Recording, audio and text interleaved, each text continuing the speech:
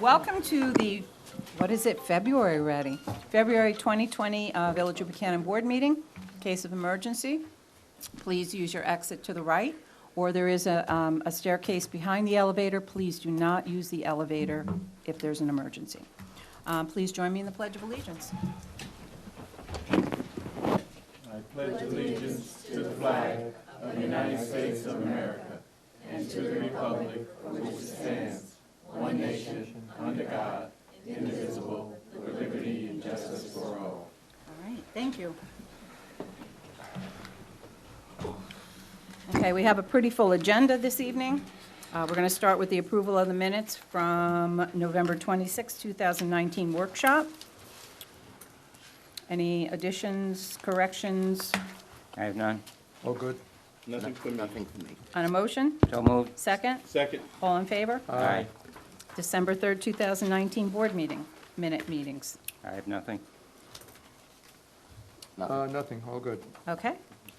On a motion? So moved. Second? Second? All in favor? Aye. Okay. Comments from the floor, agenda items only. Yes, sir.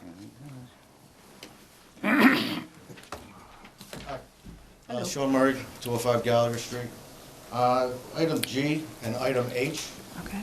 these were discussed at last month's meeting, and they were removed from the agenda because of being personnel issues, and so as not to discuss the reasons why somebody would resign from a position. It was decided to take it off of last month's meeting, and for some reason it's on this month's. At the workshop meeting last week, there was no discussion about putting this on the agenda, at least that I can recall when I was here. And I don't think one of those persons even had submitted the resignation by the time of the last workshop. So I was wondering why they were included again this month. Okay, that's a good question. Last month, I know you had said something about that, so we kind of put that to the side. But going back to November 1st, 2010, you were the mayor at the time, and there was a resolution accepting the resignation of a planning board member and chairman. So we're not making a resolution, but we'd like to recognize people who've done service to the village. So this evening, there's two people that we'd like to, I know one of them can't be here, but we'd also like to give a certificate of appreciation. So Okay. we'd just like to recognize them publicly, and this also advertises to people that there's a position that might be open if they're interested. So this is not gonna be like a debatable issue? No. Because like No, when no, you no. have a resolution, you have a discussion on the resolution, and my fear always has been is if somebody resigns and you start to discuss why they resigned, when they're not here to defend themselves, there might be an interpretation that's not exactly correct. So that's why I was against having a resolution, but and I might have done that 10 years ago, but the previous last couple of months when we've had other resignations that went on, and that's why I didn't know if there was gonna be a standard practice. No, no. So, okay, so as long as. No as long as discussion you're like not gonna that, discuss just to it. recognize the people. All right, thanks. Thank you. Good point. Okay. Under new business, presentation. Oh, I'm so sorry. I'm sorry. I didn't see your hand. Eileen Absinger, 138 Tate Avenue. At the workshop, you discussed the building inspector taking on the fire inspector's position for $5,000 additional to his salary of $96,000, ... Is that cut in stone for the $5,000? Does he have to have that? Or can that be incorporated into his title of building inspector or his job description? Well, I can address a little bit. He will be taking additional duties to do the fire inspections. He has a very tight timeline to do so. He has volunteered to do so, and I thought it was only fair that if you do additional duties, you should be compensated for those services. So I'm recommending to do it done. If the village board doesn't want to do it, then we can decide how we're going to move forward with that. Okay, so if you I think decide- you're asking if that changes his title, like if that will be combined in the Well, future? what I'm wondering is that, can that be underneath his description of building inspector, instead of having to give him that $5,000? Because I can think of two things right off the bat that I'd like to use that $5,000 for. One would be to help Cindy compensate her for the extra time that she's put in, or defray some of the costs from the Clark Associates that made that presentation last week for $9,000, or at the workshop. So, I'm just, Well, on the clock proposal, $9,000, that'll be discussed in next year's budget. We're not doing that this year at all. okay, all right. So, no, I'll let that slide a little bit. That's fine. But the point is that, at this point, are there any qualifications? I know you talked about this, but not everybody is at a workshop, so I'd like it addressed for the public. Are there any qualifications or training or anything that Anthony would have to do in order to accept that job? It's on the agenda. You want to discuss it now? So- Yeah, it's, Okay. she's bringing it up, and it's, you Yeah, know, so as the comments from the building, floor, as that's the building fine. inspector, you're qualified to do code enforcement, fire inspector, and building inspector.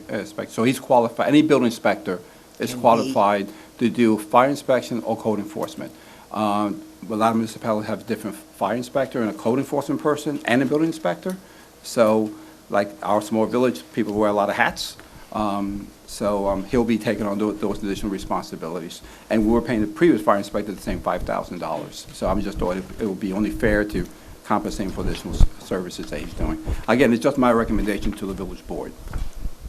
Okay, well, I would like you to think about that, because that is $5,000 on top of $96,000.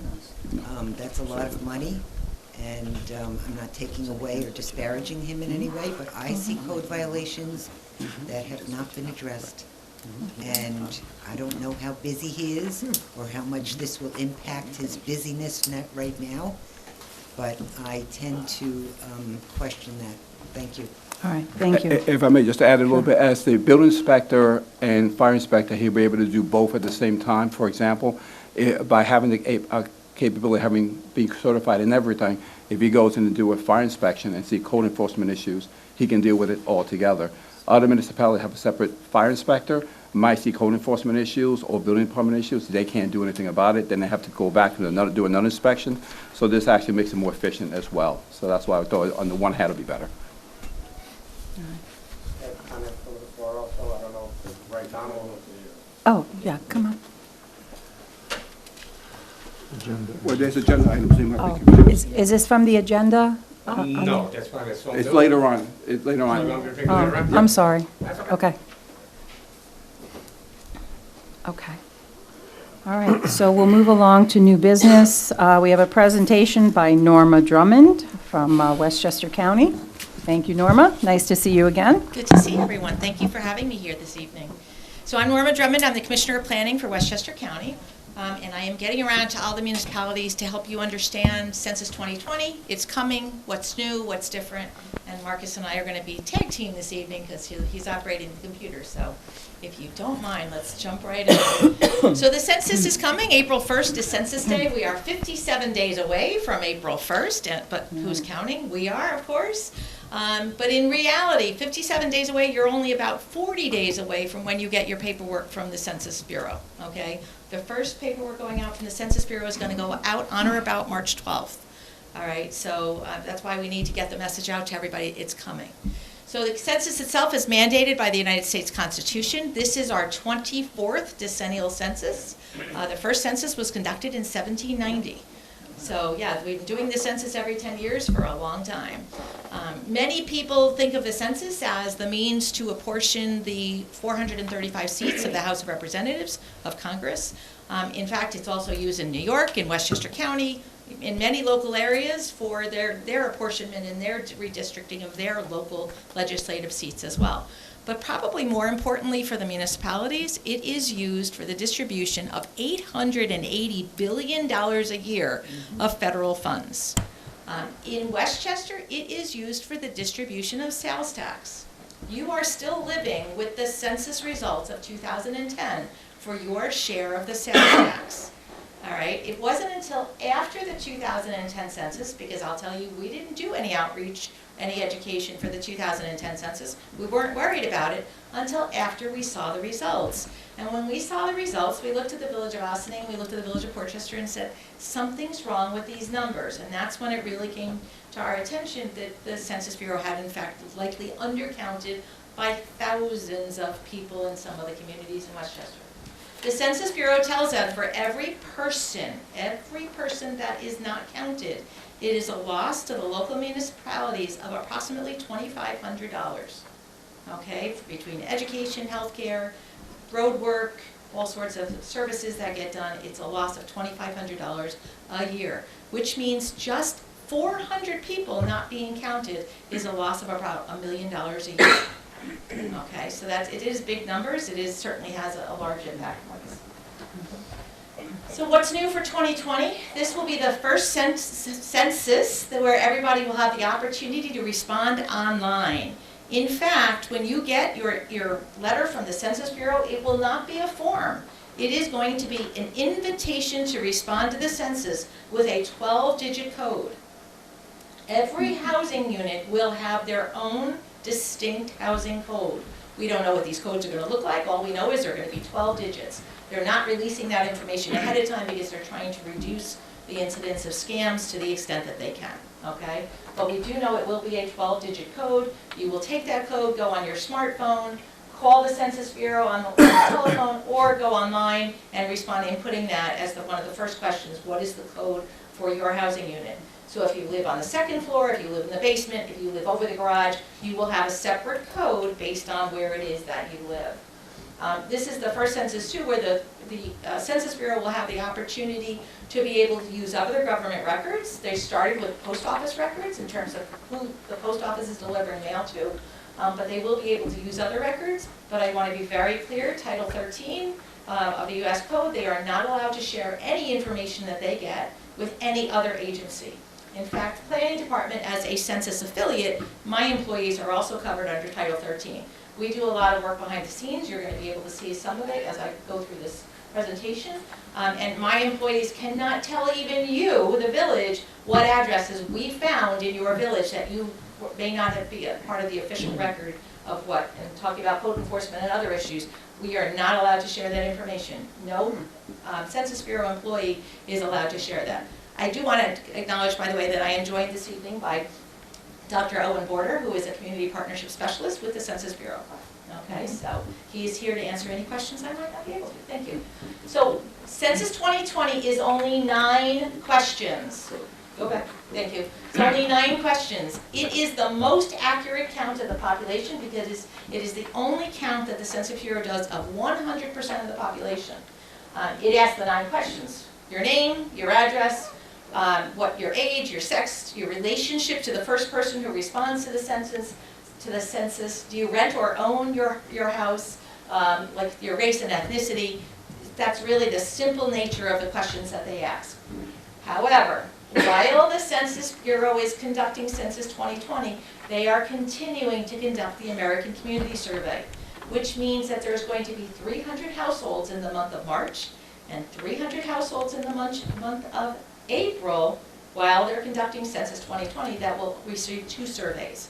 And so we want to be very clear to everybody that they may in fact get a second survey. One of my daughters, I have 4 children, by the way. I like to tell this story because I like to bring it home for people. I have 4 children and I can't count any of them. Okay, my son and his wife live in a private housing unit in upstate New York. They'll take care of themselves. But my 3 daughters are students. Okay, I will not count any of them. 2 of them, their official addresses are my house. I can't count them. The one lives in a college dorm in Washington, D.C. She lives in a group quarters. I'll go into that a little bit later. But the housing director at her university will in fact provide the Census Bureau with her information because on April 1st, she's not living in my home, she's living in the college dorm. My other 2 daughters, my twins, are 26 and they're both graduate students, both working on their PhDs. One's in Salt Lake City, one's in Boston. They live in private housing units. So it's important for the municipalities that they live in that they be counted where in fact they live. They will not be counted at my home. But the one in Boston called me last week, we were talking, and she said, Mom, I got the census. And I said, no, you didn't. She said, yeah, I got the census. And I said, no, you didn't. She got the American Community Survey. Okay? So it is definitely still going out. And we really need people to understand that there is a difference, and they do have an obligation to respond to both. The Census 2020 is 9 questions. The American Community Survey is like 60. Okay? And I will tell you that the Census Bureau has come out with a training video on how to respond to this, to the Census 2020. The training video is 6.5 minutes long. So if the training video is 6.5 minutes long, somebody responding with only a single person in their household should be able to complete the census itself in truly a matter of minutes. I do want to be very clear, the census has been 10 questions in the past, but the citizenship question has been blocked by the courts. Same as we don't care if your housing unit is legal, we don't care if you are a citizen or not. The census is an official count of the residents of this county, of this country. So I think it helps people understand the confidentiality of their information if I start with a little census geography. So I start in the middle of the slide here with a census block, or a city block. All right, if I were to leave Village Hall here, go down Tate Avenue, go down to, I'm trying to think, Ketchum, whatever, the first street I guess is down, make a right-hand corner, make another right, and eventually I would arrive back at the front door of Village Hall. That is a census block. The person who lives across the street from you is in fact in another block, okay, because they will have their own right-hand turns to be able to make to get back to the, so the example that I'm using, Glen Ridge Road, if I were to live on Glen Ridge Road, the person who lived across the street from me on that block would in fact be in another block. And in the example that I have, take that down to the block group at the bottom of the screen, they would in fact be in another block group. So that helps you to understand the confidential nature of the data and how the Census Bureau collects the data and then uses it. A block group, which is a combination of a number of blocks, has anywhere between 600 and 3,000 people in it. Okay, you're not going to be able to tell one household's characteristics are with that. An optimum size is about 1,500. Block groups are what we use for CDBG. Our low-mod areas are the block groups. That's what we look at. Okay, but many people recognize census data at the census tract level. And the census tract can have anywhere between 1,200 and 8,000 people. There are approximately 200 census tracts in Westchester County, all right, just for your information. But there's an optimum size of about 4,000 people. Again, you cannot tell any single household when you're looking at information based on 4,000 people. So this is my #1 reason why we are worried about getting an accurate count, all right? In the summer of 2018, the County Planning Department undertook a review of local addresses for the Census Bureau to help them identify how many housing units they needed to send letters to and codes to. And so one of the municipalities we did was the Village of Buchanan. When we completed our review, and we helped all the local municipalities that did their own reviews, when we completed our review, we found a total of 370,000 housing units, officially. There are 345,885 housing units in Westchester County. We found 24,000 housing units more than the Census Bureau had records for. Even Buchanan officially had 864 housing units. We found 890 addresses. Again, I can't tell you where they are, okay, but we found them. And so public records are out there. They do, there are definitely more housing units than some municipalities were aware of. Now, we said there's 24,000 is just way too many. There's some mistakes somewhere. And so, but we did do a review of the municipalities and found that there were 2 large cities, a couple large villages, and a large town that were in fact not doing their monthly building permit surveys. Buchanan was, so you were good in that regard. You're not off nearly as many as some of the other municipalities are. And so in October of 2019, we did conduct a training for all the local municipalities on why you need to do the building permit surveys, how do you do them, how the data gets used, why it's important, just so that we don't have the same issue in 2030. So we're already planning for the next census. But again, we have to deal with the fact that we found 24,000 additional housing units. Okay, that 24,000 is the difference between Westchester County being under 1 million people and over 1 million people. Marcus, thank you. This is another one of the things that we did behind the scenes, and I apologize for its clarity here, but on the left you have the city of New Rochelle, in the middle of you the town of Mamaroneck, and on the right you have the village of Larchmont. All right, the blue dotted line is the boundaries of these 3 municipalities that the Census Bureau had in their record. The white dotted line is the real boundary of these municipalities. So one of the things we have to make sure is that New Rochelle really gets to count only the people that truly live in New Rochelle, and poor Larchmont, which is only a 1 square mile village, doesn't lose out on a couple rows of homes because they're being attributed to the wrong municipality. So again, it's just an example of the data review that we do behind the scenes to help the Census Bureau prepare for the next census. So the Census Bureau started working on Census 2020 in 2011.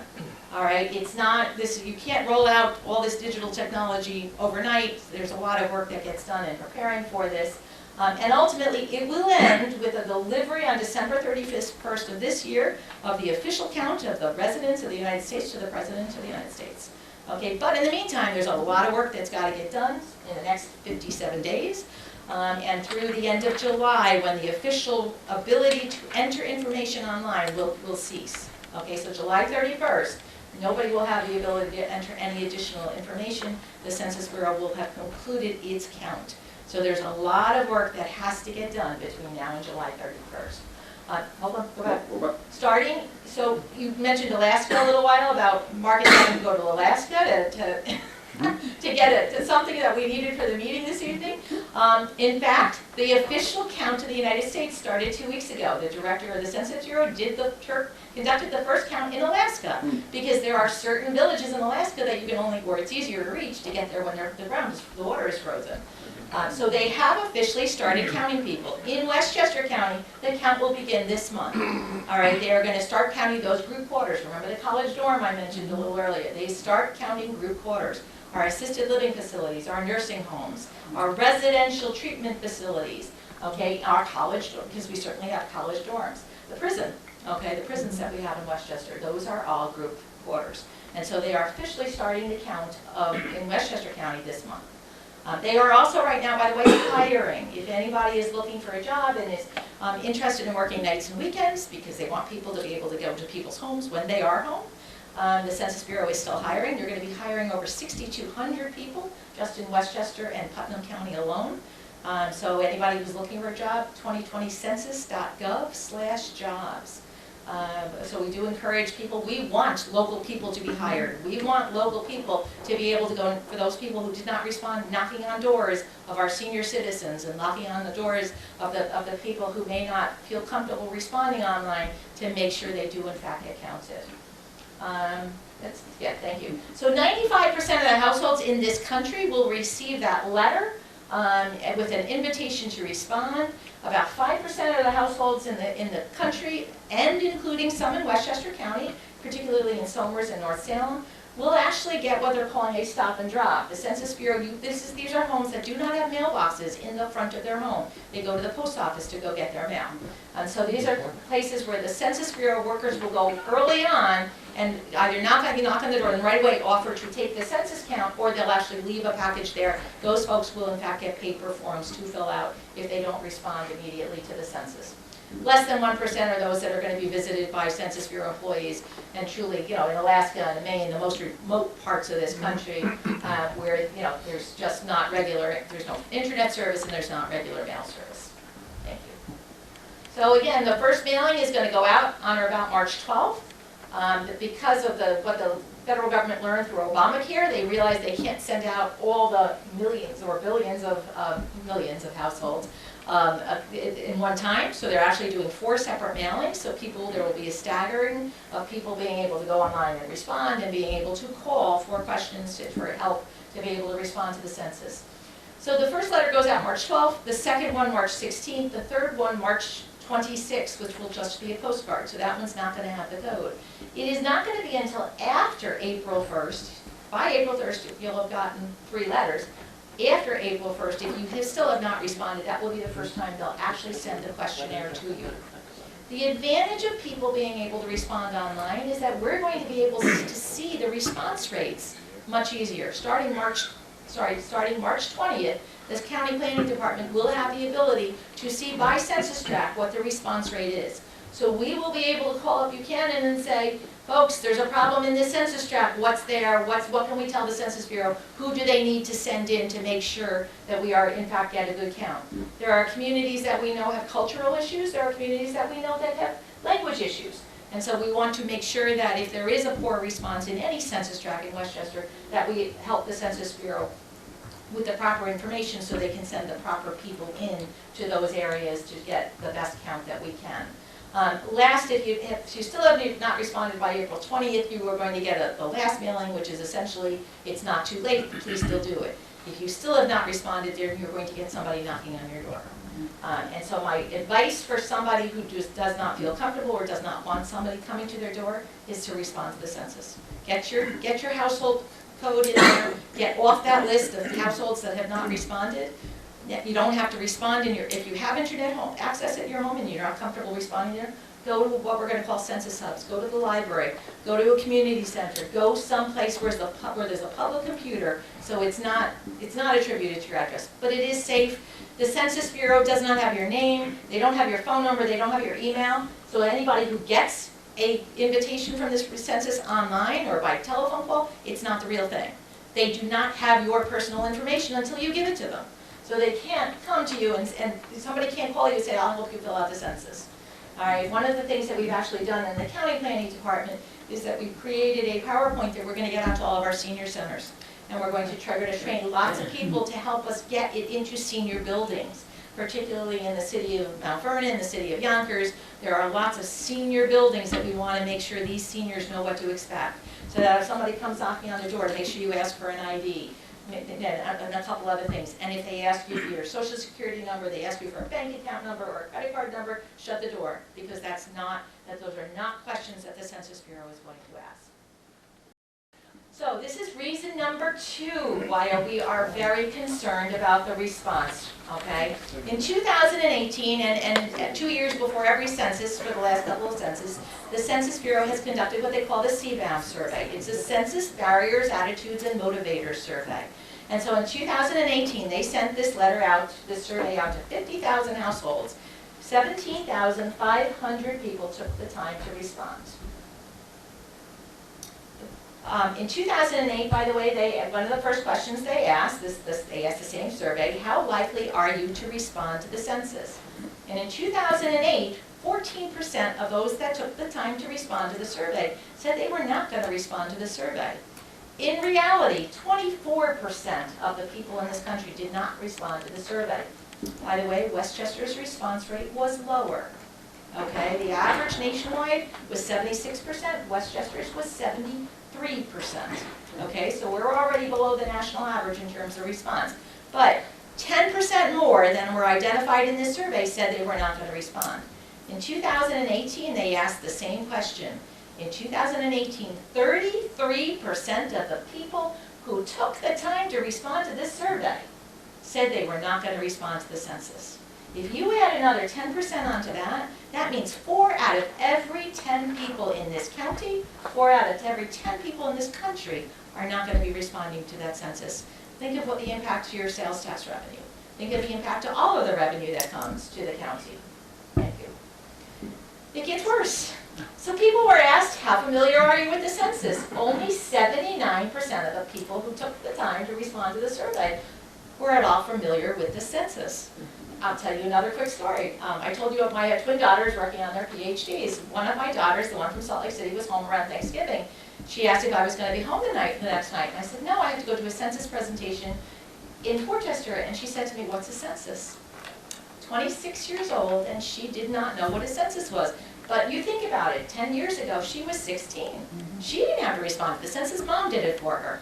So we have a whole generation of young people, young adults, who may not know or may not realize that they have a responsibility to respond to the census. Now, we're asking people to respond online. There's a whole generation of older adults who may not feel comfortable responding online. And in fact, the Census Bureau tells us that one of the most undercounted groups in 2010 was children under 5. We think it's because parents thought they weren't in school yet. Who cares, you know? But in reality, we all know if we need to build onto our schools or if we want to close a school, we're all looking at the projections based on birth rates. And so based on birth data, we knew that children under 5 were undercounted. Okay?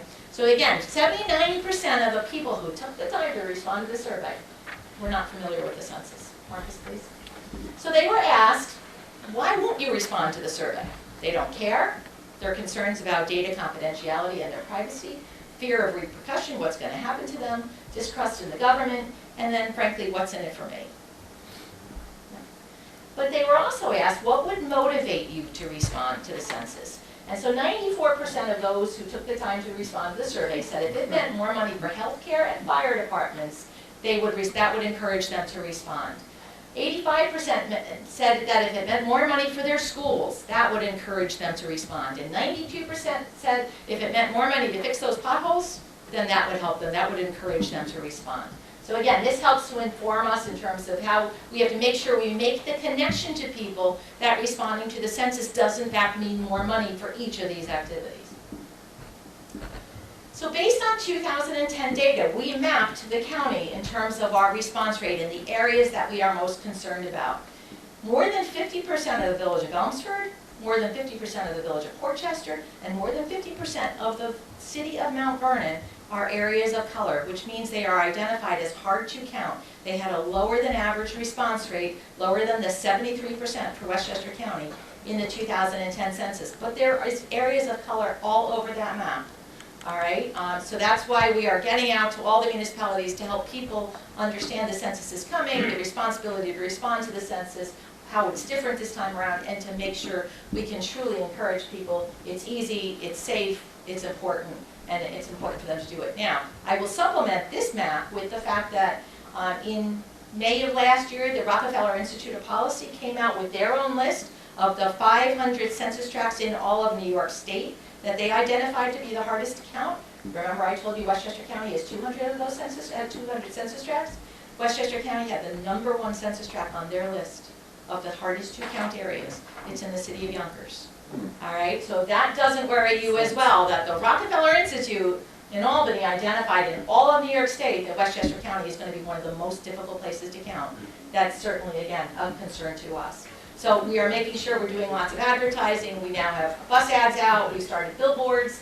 We've got the Jumbotron at the county center has our ad up on it. We're trying to get store owners, business owners to put flyers in their stores so that people see the same message over and over again for the next 57 days. So that come April 1st, people will recognize, oh, I know it's Census Day, I have to do something. All right, but the county executive did establish a complete count committee. Their first meeting was April 1st of last year, so they've been meeting every month since then, working very diligently on all sorts of messaging and making sure that we've got the resources that we need to make sure we get this done. T-Mobile has now donated 200 tablets to the county and 100 hotspots for our ability to help local municipalities and our nonprofits. If there's an event coming up between now and the end of April or middle of May, and in farmers markets or other things, and we have the ability to actually have tables there with equipment that people can respond to the census right then and there, or work with nonprofits, our healthcare organizations, our faith-based organizations, to make sure that we are really encouraging at every opportunity, giving people the chance to respond, again, not in their own home, but where there might be help. We're working with Westchester Library System. They're going to try to have extended library hours. We've actually printed 25,000 bookmarks to give out in the children's rooms at the libraries. Because again, children still read paper books. So children will use those bookmarks. They can bring them home. They're English on one side, Spanish on the other. They can bring them home. We're working with the schools. I already did a presentation to all the school superintendents. We are encouraging our schools to adopt Census Week so that 10 years from now, we don't have another batch of 26-year-olds that don't know what the census is. All right? But also think about it. How did many of you learn to recycle? I learned to recycle when my daughter came home from school and said, Mom, do you know how many millions of those water bottles are in the ocean? Kids can have a very strong influence when they come home to grandma or come home to mom and dad and explain it's important, I learned about this in school. So if we can educate our kids, the Census Bureau on their website has all sorts of information. There's even a census song on there. There's coloring sheets. There's all sorts of resources online.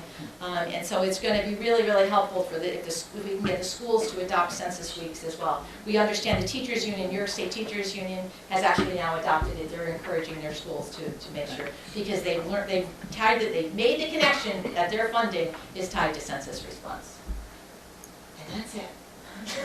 Wow. So, I'm happy to answer any questions if there are any, but thank you so much for having me. No, thank you for coming and explaining everything, but I think what we'd like to do here, we have our senior meetings on Tuesdays, but I think we would like to set something up here in the building and let our senior population know if they feel comfortable coming in here, and somebody will be here to help them. Yes. I think that would be a big help. But I know there's non-English speaking people in the country, and I think they have concerns of giving that information. So I'm not sure how that would overcome unless it's through a church or? Well, so the Census Bureau itself has a lot of their documents available in 12 languages, but they have technical assistance available in 59 languages. Wow, So they okay. do recognize that there certainly is a language issue across the country. But one of the, it's not just seniors that frankly are concerned about answering those questions. The village manager in Ardsley actually brought to our attention, she was out talking to her seniors, and one of the seniors came to her and said, why would I tell anybody that I live alone? All right, so seniors not only have the technology issue, but they have the issue that why would they want to tell anybody they live alone? But that their data is confidential. Nobody's going to take that data and use it. So I think that's part of the message that we have to get out.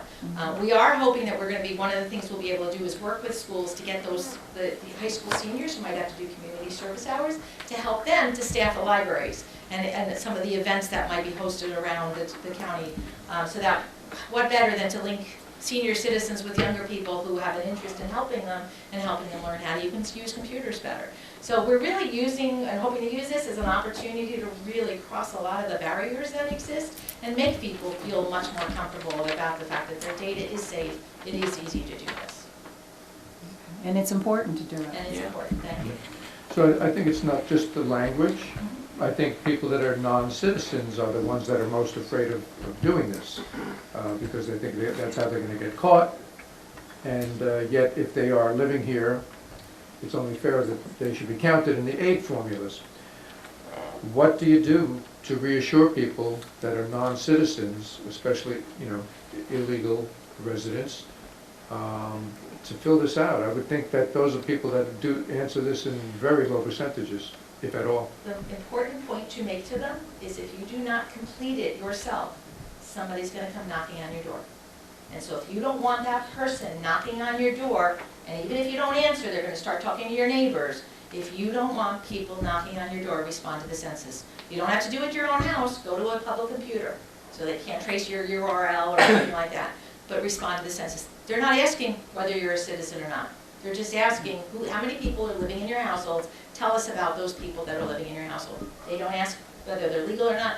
Think about the corporations that are visiting scientists. There are people all over the country that are just visiting here on official business or on other. So it's not just, you know, undocumented people are truly not just the anomaly that's out there. There's all sorts of other populations that we are really worried about. All right, but if they don't want somebody knocking on their door, which many don't and many senior citizens don't, the best thing for them to do truly is to respond to the census. It's rather odd that they count somebody away at college as living there when it's going to be the aid formula for 10 years, and then next year they won't be in that spot. But in New York, we actually benefit from students. More because students there's come more- to oh, New okay. York, and even in Westchester County, Right. where we've got a couple foreign language, foreign high schools, where we've got multiple Right, students, right, hundreds of right, students that come here. Ah, So New interesting. York actually benefits from students because more students come to New York Right. for school than leave. All right, so we shouldn't complain on that one, Right. all right? Gotcha. But they do get services where they're living. And Yeah. in many cases, like seniors, they don't live in the dorms, they're living in private housing. Yeah. So they are in fact occupying private housing. So you can see it both ways. Sure. My neighbor doesn't answer the door to one of the census takers. They'll go next door, let's say to me, knock on my door and ask me how many people live next door. And what they want to get at is while it's a count of people, it's also a count of vacant housing units. Okay. So what they want to determine is how many units are vacant. So if nobody lives there because it's been foreclosed upon or for whatever reason, the Census Bureau wants to collect that information while Okay, they're at it. just wonder about the reliability of that, because if I say 10 people live next door, you're gonna mark that as 10 people? Not me. I mean, the census taker, I don't mean you personally. But again, all data is self-reported. Okay, gotcha. All right, all data is self-reported. So the person who lives alone and adds a invisible friend or whatever, I hear you. we can't help that. It is what it's going to be. Thank you. And you said with this initial thing comes with the 12-digit code, and you can go online, or you can do it on your smartphone. If somebody doesn't have a smartphone, they can just call and If give you the call the information Census Bureau, verbally, yes. and that card explains that? Yes, and if they don't, because there's a phone number there for them to call. If they don't, if they lose that code, because the other thing I learned about young people is they don't go through their mail. My daughter actually said she only found that thing from the census because the pile of mail on her table fell over. Okay? Young people don't look at mail, it all comes to them electronically, they pay their bills electronically, they get their bills electronically. So, so again, if you don't have that code, you can still respond, you're just gonna have to answer an extra question or two, because you're gonna have to give them the cross streets of, the Right. nearest cross streets of where you live.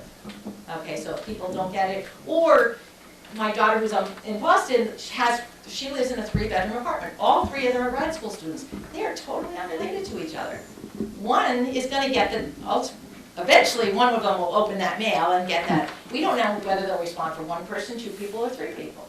So ideally, my daughter now knows she needs to respond for all 3 people, all right? So but she's got to make sure she knows the information about the other 2 people that live with her. They're all just graduate students. They really don't interact with each other. So think of how many unrelated people there are in some of our households. Not just on college campuses or around the college campuses, but again, people who are undocumented and just maybe sharing a room. That's part of the message that we have to get out. Thank you. You're very welcome. All right? Does any other board members have questions? Does anybody in the audience have any questions on the census? No? Okay, you did great, Thank Norma. you, guys. Very good Thank you. explanation. Thank you. Thank you. Thanks for coming.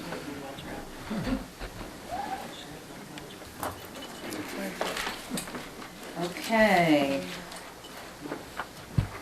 I'd like to make a motion to open the public hearing regarding overriding the state tax cap for fiscal year 2020 and 2021. So moved. Second. All in favor? Aye. Okay. This is something we do every year. As we all know, the state allows approximately 2%. So it's looking already like this year we might be needing to override the tax cap. So we have to do this, before. So that's what we're doing today. And like I said, this is something we do every year. And if I could have, does anybody have any comments on the board? No? No. Okay, I've opened the public hearing. Does anybody have any comments from the audience? Questions, nothing? Okay. All right. We are going to be closing the public hearing on this. So on a motion? So moved. Second? Second? All in favor? Aye.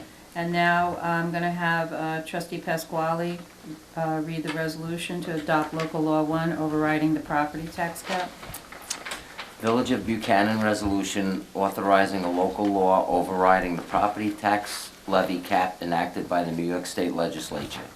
Whereas the state legislature and the governor enacted legislation that establishes a property tax levy cap on the amount that a local government's property tax levy can increase each year, and whereas under this law, the total amount to be raised through property taxes charged on the municipality's taxable assessed value of property will be capped at 2% or the rate of inflation, whichever is less, with some exceptions.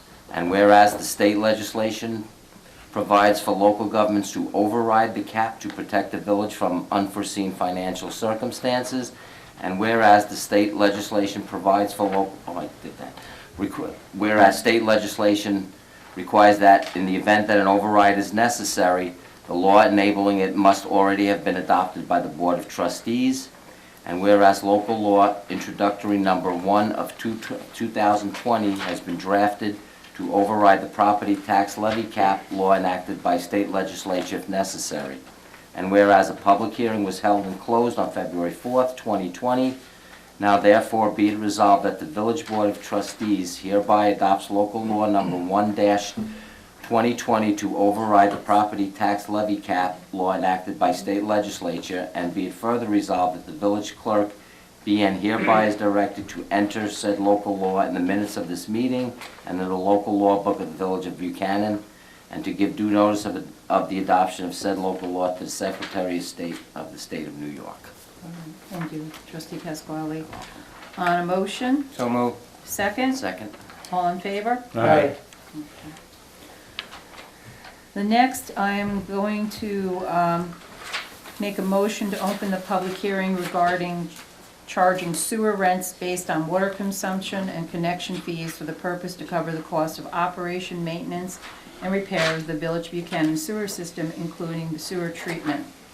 And also, before we go further, I will be adjourning the public hearing on this until the next meeting of March 4th. But I'm going to open the public hearing now on a motion. So moved. Second? Second. All in favor? Aye. Okay, Marcus, if you'd like to explain, Sure. please. Just to give some background, I've been to, worked in a number of municipalities that have water funds and they have sewer funds. For some reason, the village has never went through the process of having a sewer fund. I don't know why, for whatever reason. We do have a water fund, but we don't have a sewer fund. For example, and when I was in Ossining, we have a sewer fund. Portchester have a sewer fund. Ossining have a sewer fund. Irvington has a sewer fund. And it's interesting, when I was in Rye, where I came from, there were 12 municipalities within the Suez Water District, which was really interesting. Suez, which is a French company, actually owns a water system in a whole bunch of other municipalities. And those 9 or 12 municipalities wanted to create a sewer fund, and they couldn't, because they didn't have access to the water. So they actually petitioned the state to pass a local law to order the PSC to order Suez to release the data to gather the water amounts from these property owners to actually create a sewer fund and actually collect that money. Portchester did that first, and the other municipalities joined in. So throughout the county and throughout the state and throughout the country, municipalities that do have water fund create a sewer fund, so that way water that comes in can actually be charged going back out. We have the benefit of also having our own sewer treatment plant, which other municipalities do not. So right now, the taxes is what's paying for the sewer treatment plant and the maintenance of the sewer system. So if you have high users of water, they're being subsidized by other people who are using a little bit of water. So the reason for the sewer fund is trying to make it more fair across the board. So whoever uses a lot of water actually pays for the sewer, what they call the wastewater now, to go out into the sewer system. So doing my thinking about this and thinking about fairness, what I would try to do is try to create a little spreadsheet here to try to explain what the kind of impacts would happen if the village board and the public wanted to go ahead with creating a sewer fund. So if you look at this, I'm actually going to do a laser pointer. So what I try to do is, since if we create a sewer fund for the first time, there's no way of really anticipating what the impacts are to each individual. So I'm trying to create something that people can take home and look at their water bill and say, okay, if we create a sewer fund, what might be the impacts to my household if we created a sewer fund? So I actually had some examples, and I'll talk about that after I go through these numbers. So right now, the total revenue that comes, and these are budgeted numbers, so assuming we're working with this year's budget, we bring in $3,172,840 in total revenue into the water fund. So that's the budget. In the sewer, we have two different line items in the sewer, and then we did the pump station that we approved to actually go out the debt. That's the $50,000 debt service principal and interest for the first year. So we're looking at $759,800 as the total expenses for the sewer fund as we stand right now. So me being conservative, I said we have still working in the budget. Let's assume the sewer fund cost us $1 million. So that's just an assumption. All these are assumptions. If the sewer fund costs us $1 million, what would be the impact on your bill for the sewer? So I did a percentage. So anybody that has everybody has a water bill. If you took 31.52% of your water bill, that's what your sewer bill would be, based on these numbers, based on budgeted numbers. So if your bill's $100, take 31% of your bill, your sewer would be $31.52. That's the easy calculation you want to do it. So anybody can take this and calculate their own. So now we're pulling the money out of the general fund. So we, like I said before, we're reallocating the expenses from one fund to another. If everything stay constant, which doesn't happen, budgets fluctuate, things change, a 1% tax increase for village residents for 1% is $22,900. For every $22,900, that's a percent increase or decrease on your taxes. And that's what we go through the budget cycle. So a $1 million effect on the general fund would be a 43.67% increase or decrease for $1 million. So our average tax bill, I'm saying this is average, everybody has different taxes, is $1,375 for a village tax. that would mean that your village tax will go down by $600. Now, I can't calculate what your sewer bill will be, because I have to know what sewer bills are for individually. But if so your taxes are $13.75, you will see a reduction in taxes of $600. Now, I took some examples, some people who actually volunteered to give me some information, and that's why you see the bottom note here. So the average sewer bill, based on some people that were willing to let me do an analysis, was between $130 to $300 of a sewer bill, and you'll see a $60 or $600 reduction in your tax bill. So, for example, and we actually took we took an example of a high reading of a very high usage. So we're talking about somebody who actually had a water bill of $1,200. Their sewer bill would be $378, but the taxes will go down by $1,000. Everything's staying constant, and with no changes in your taxes. Now, people ask, why do you see such a difference? It's because the sewer bill is spread out to a lot more people, you have taxes and properties, and you have higher users of water, so there's a higher base to charge the fee to. That's why you see such a low impact on your sewer bill and a bigger impact on your tax bill. So again, these are all assumptions based on the numbers I have right now in the current year. Now everybody knows these numbers are going to change because we got the pilot reduction happening next year with Entergy. So that's going to go away. So the taxes are going to go up to cover that. But again, when we get to the budget cycle, I'll be able, if we wanted this direction, I'll be able to get more details. But now we'll have to have real numbers to calculate what the sewer bill will be versus a tax bill. But using the current numbers, that's what they are. Now, what I try to do too is bring it to my own example. I live in Peekskill, and we do have a sewer fund. So my bill last year for water, for example, was $474. I have an irrigation system too, my irrigation. $474 was my water bill. My sewer fee was $109. Okay, percentage-wise, it's about 18.74% was my sewer bill for my water. But the difference that you guys, Buchanan has, what we don't have is, you have your own sewer treatment plant. I live in Peekskill. I belong to the county sewer treatment plant. So on my city tax, I pay a county tax for my sewer district, which the Village of Buchanan people do not pay. My sewer tax is $505 for my sewer tax. So my sewer went up from $109 to $614. So my percentage of my sewer versus water is really 56.45%, much higher because I'm paying a higher portion to the sewer that goes to the county. So I'm bringing myself for an example of what the impacts of that would be.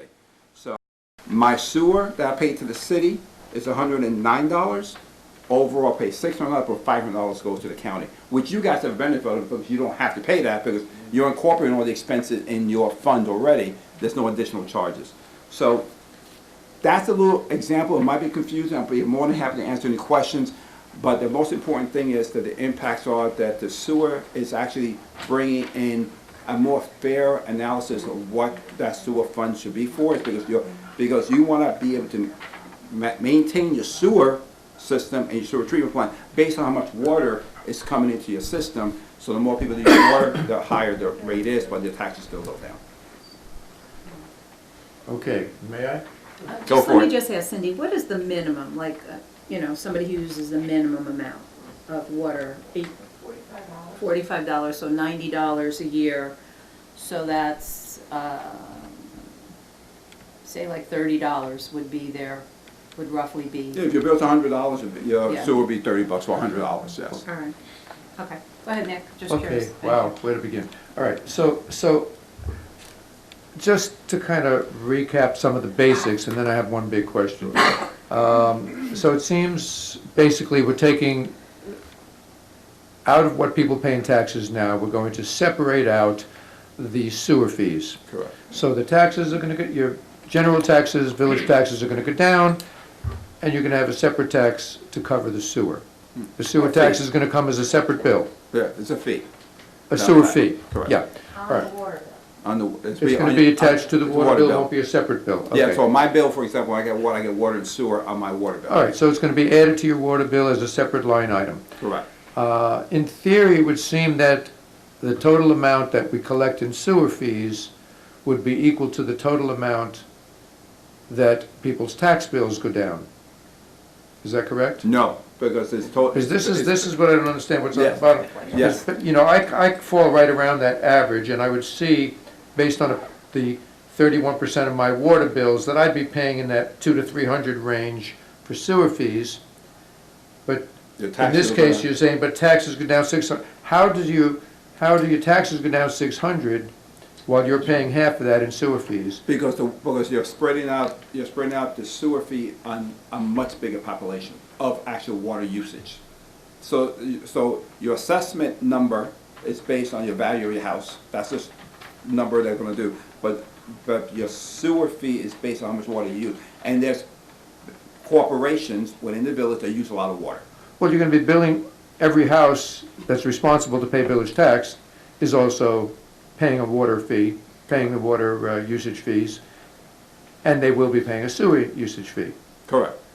I think he misunderstood. Ultimately, when you take both the smaller houses, the lower consumers to the bigger, it's going to equal what they would have taken as a tax. I think that's what Nick's trying to get at. The village isn't going to wind up with more money. Right. No.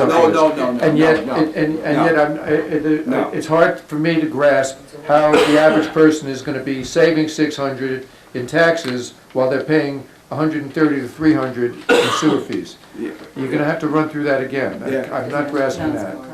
Yeah. Does everybody else grasp that? No, I mean, I agree with you. Am I the only that- one in the room Yeah. that doesn't grasp that? That the idea that the usage is spread over a larger pool of people. Correct. And those people who use more water. Will pay will be more. covered by that. Whereas right now, we're subsidizing it. Correct. Around. That's exactly right. We're subsidizing it. Well, the amount we have to raise at the end of the day, it's the same, yeah, so at the think bottom, that's what the his bottom, question was. the bottom number, for Is example, that your question? so the bottom number remains the same. If we have to raise $1 million, if it was $1 million for the sewer, and we have to raise, $4 million in taxes, it's gonna balance out in regards to what we need between revenue and expenditure. That's gonna balance. What's gonna be is reallocation of how much people pay in water and taxes. So for example, let me give you a perfect example. You do a reevaluation.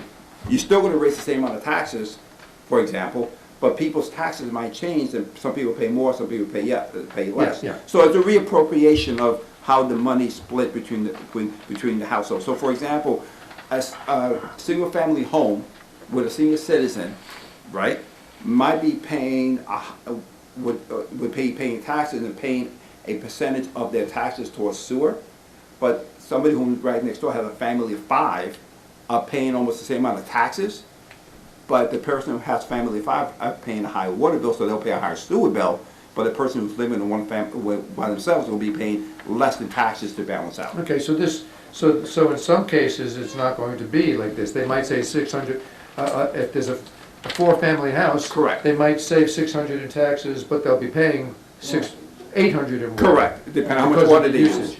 Based on usage, that's Okay, correct. thank you. Now I get that.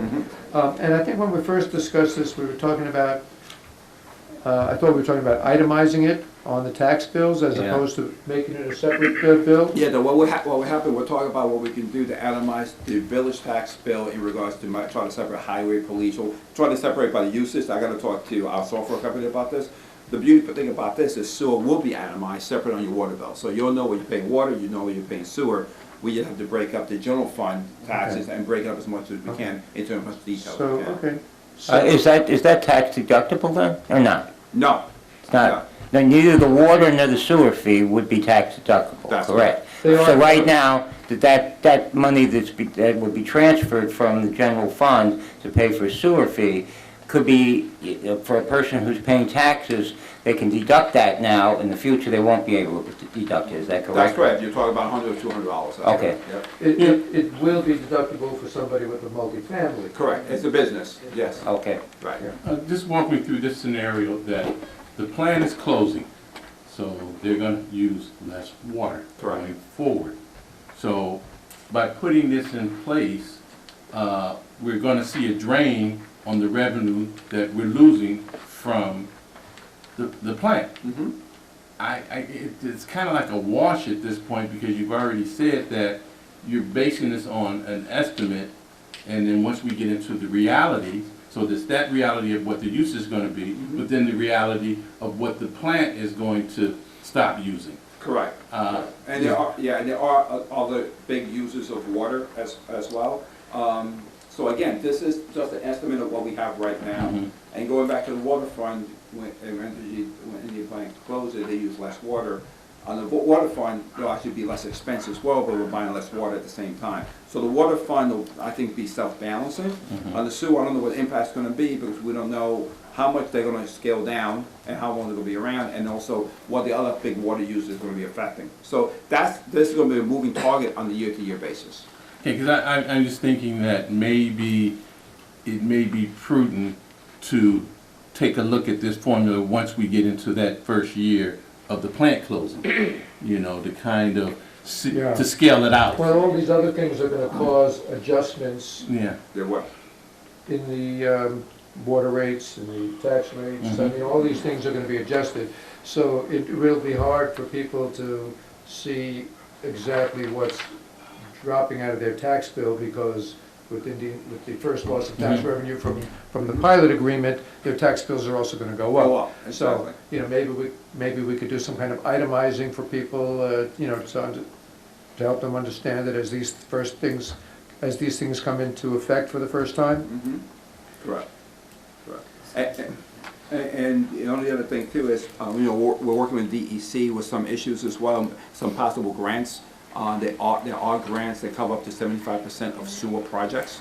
So to me, I'd like to try to analyze as much as possible to try to bring that out to the DEC and the grant writers too, to help us we can identify every single expense, but we're not including these numbers too. That's why I say $1 million is what portion of other people work in the sewer, because right now it's being buried in the general fund. So by doing this, I can actually say, okay, if a DPW person works in the sewer fund, in the sewer for a day or two, I can actually put that out as well, and then report that to the DEC as part of what our commitment is to maintaining the sewer system. That's another part of All right, information. so if you still have a 5-gallon flush toilet, go have it replaced with a 1.6-gallon So flush do that toilet. anyway, exactly. You should do that anyway, yes, but some people still have the old toilets. Yep. And that's 3 times as much water on every flush. Can the village, like, give out free laxatives to help us raise revenue?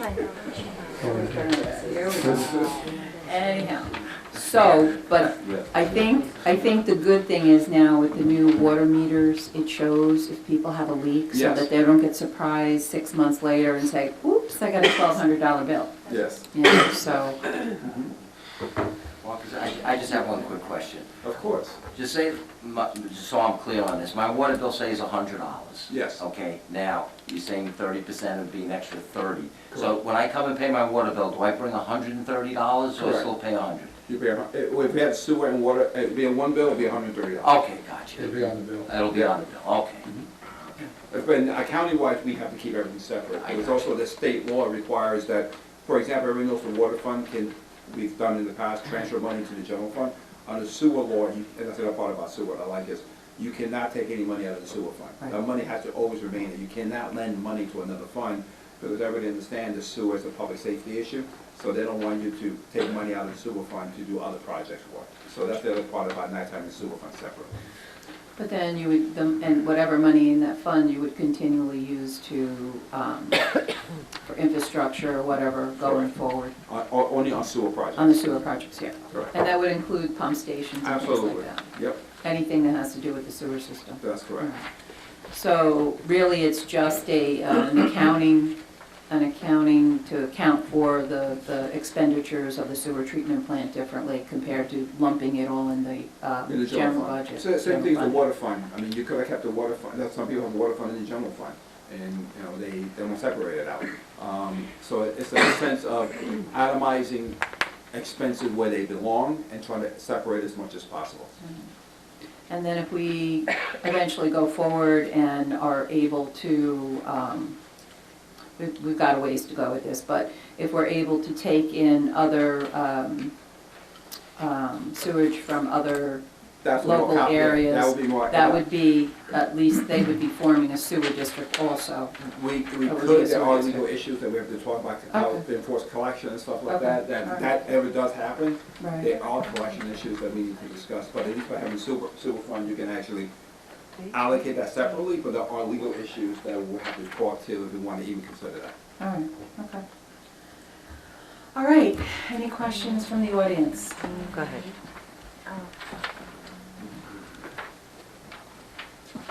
There you go. A couple of questions I have. One of them is, I'm glad that you used the term tax and bill, because that's what it was called prior to 2006, before the legislation was passed to call it a rent. Mhm. So, you know, this is basically a sales tax on water is what it is. Right?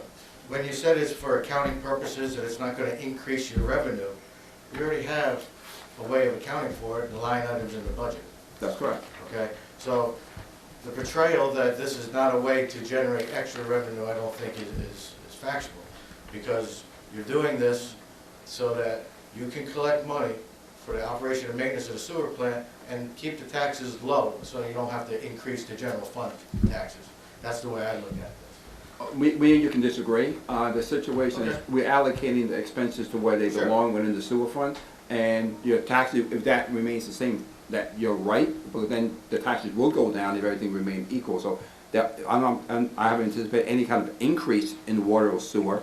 No, at I this don't point. attest, I agree with you 100%, Okay. but you're taking something out of the general fund right now, Correct. putting it into a separate fund, a different revenue stream. Mhm. Okay? Correct.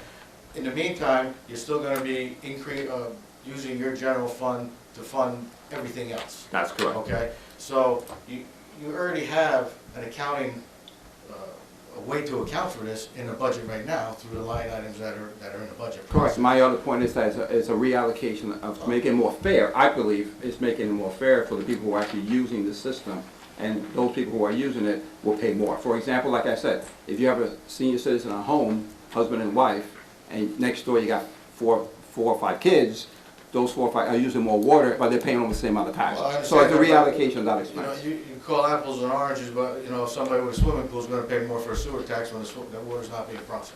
That's correct. Okay, so, you know, there are gonna be inequities in the system, and that's just one of them. Currently, I don't believe that you guys had renegotiated the sewage contract with Entergy, because as you know, Entergy already pays the sewer fee. Okay, in the agreement from 1984. So, I don't know if they're gonna be liable to the sales tax or not, but I don't see why the big industrial user would pay twice for the same service.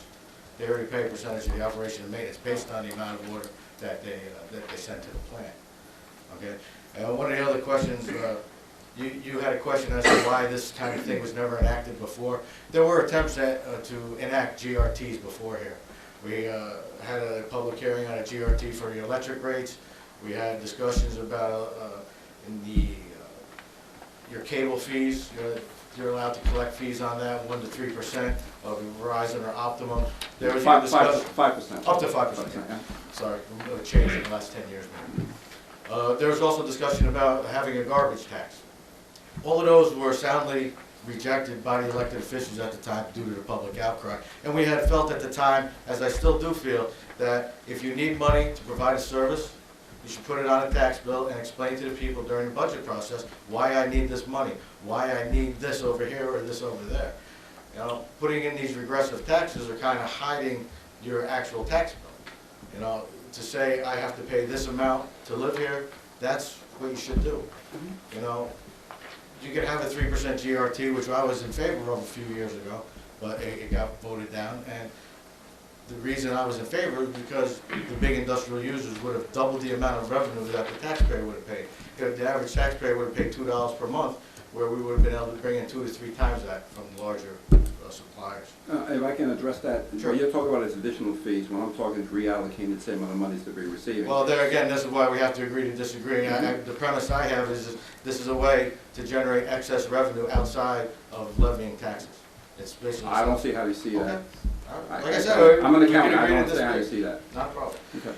One of the other things, there isn't I didn't see a resolution modifying Village Code 195.7G, which is the reimbursement, one-time reimbursement for people who have a water issue in their house.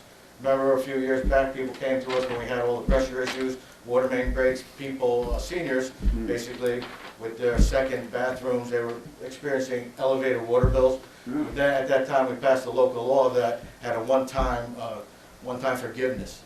So this one-time forgiveness of excess water bills, it should also have a refund in the sales tax of that, or, you know, your The sewer fund. fee, But I really think that if the village needs money to provide services, it should be upfront and make it on a tax bill, and be able to discuss it with the public during the budget process. So that's why I'd be against this. This is actually gonna go up. This amount of money, your percentage is gonna go up, because Entergy is approximately a 30% user, I believe. And we bill them accordingly. Actually, I think there was some creative billing on that, where it's a different type of water rate. We also have different water rates as if we're taking it from Peekskill or Montrose. So your sales taxes are different. Yeah, there's a The fee we pay now. fee we pay them, so Yeah. we have to pass that along. Yes. I believe when I had left, it was like 50 cents a cubic feet versus 34 cents a cubic foot. So your taxes are gonna vary according to who your supplier is. So there are a lot of variables that are involved, that there's gonna be a lot of fluctuations, and I still feel that if you have to provide a service, you should be upfront in the budgeting process as to why you need those funds, instead of circumventing, I consider circumventing the system and having a gross receipt tax. Thanks. I think this will be very upfront, because you're gonna see exactly what you're paying, and it's not a revenue raising, it's just a shifting, it's not revenue raising.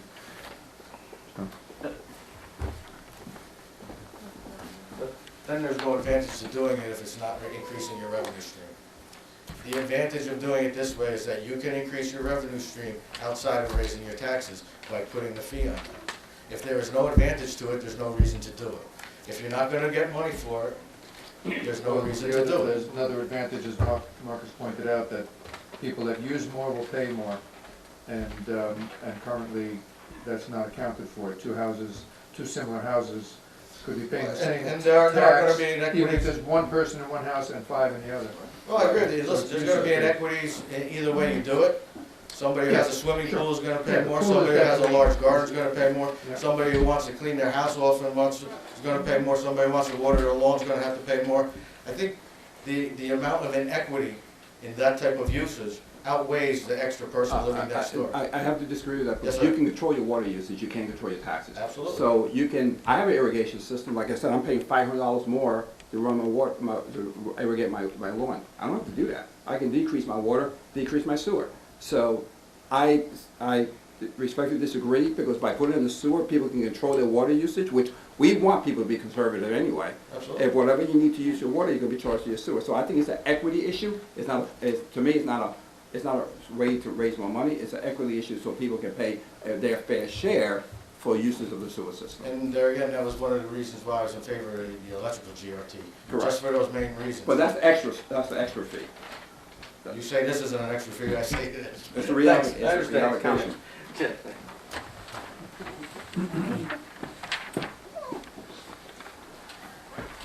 I'm not here to debate like Sean. I'm not on a sewer. So you don't get it. Thank you. Do you want to get hooked up? No? Okay, just checking.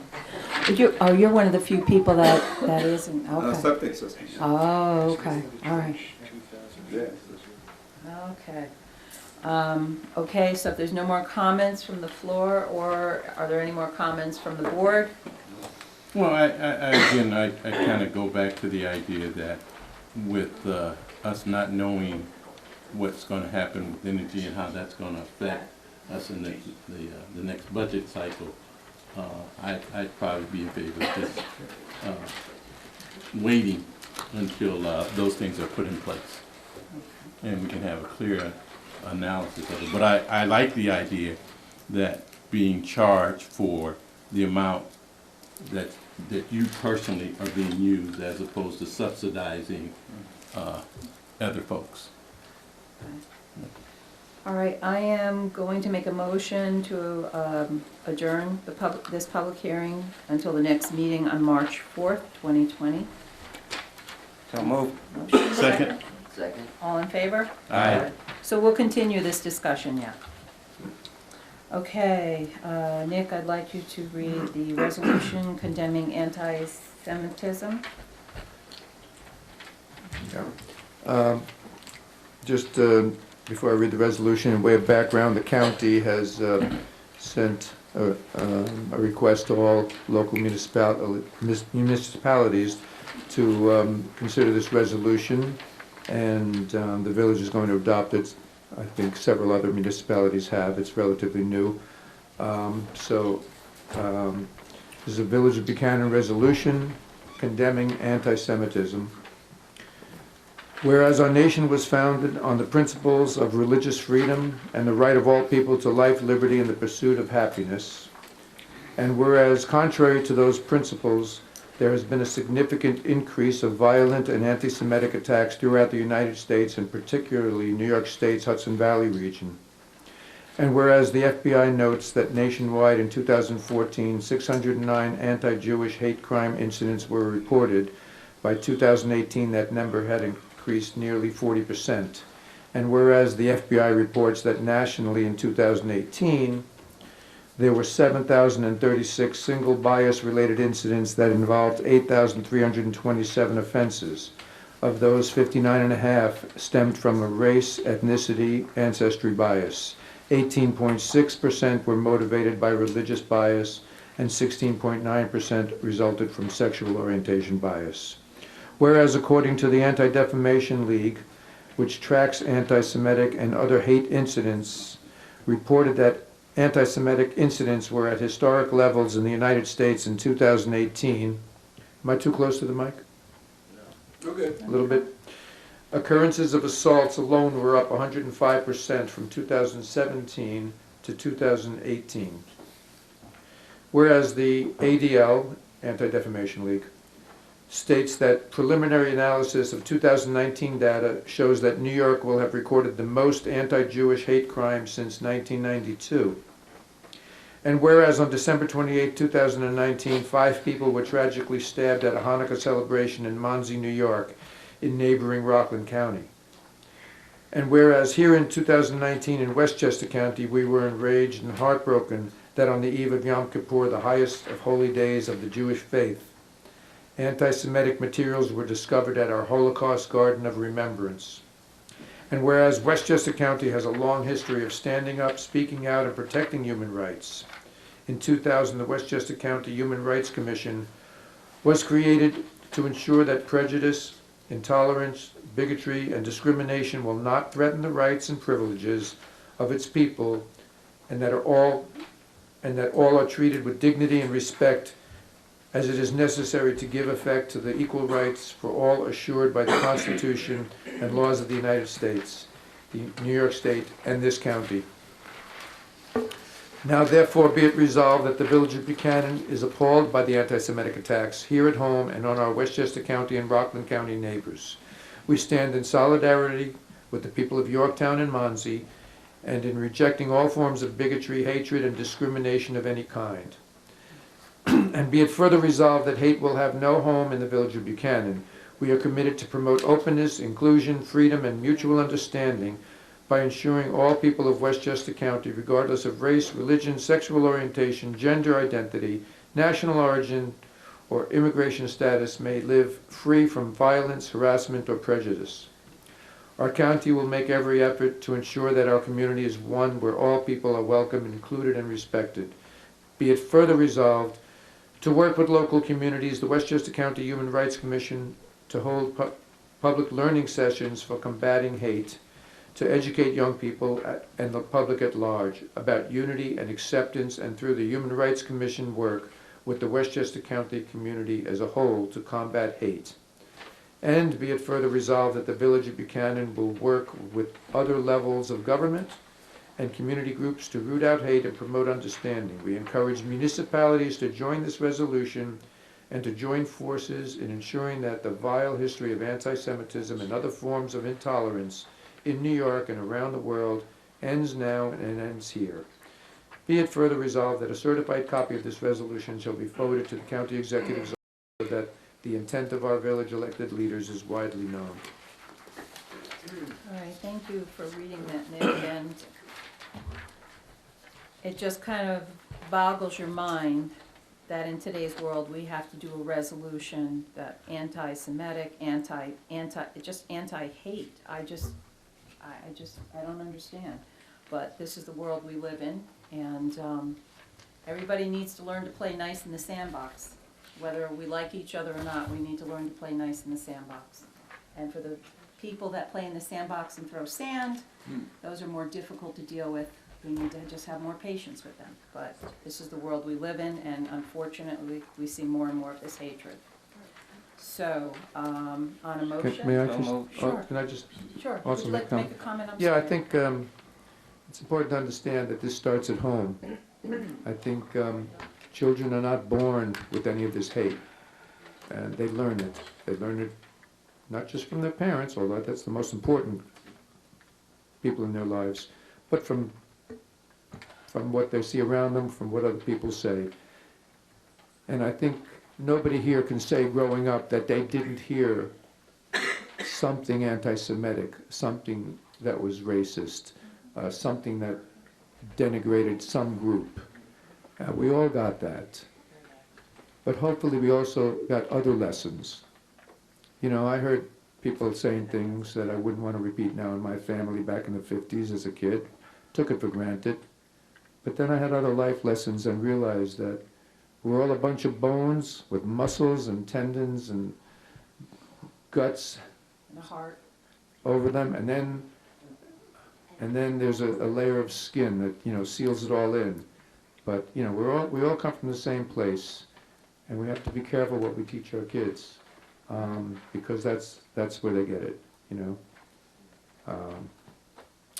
So let's give it a try.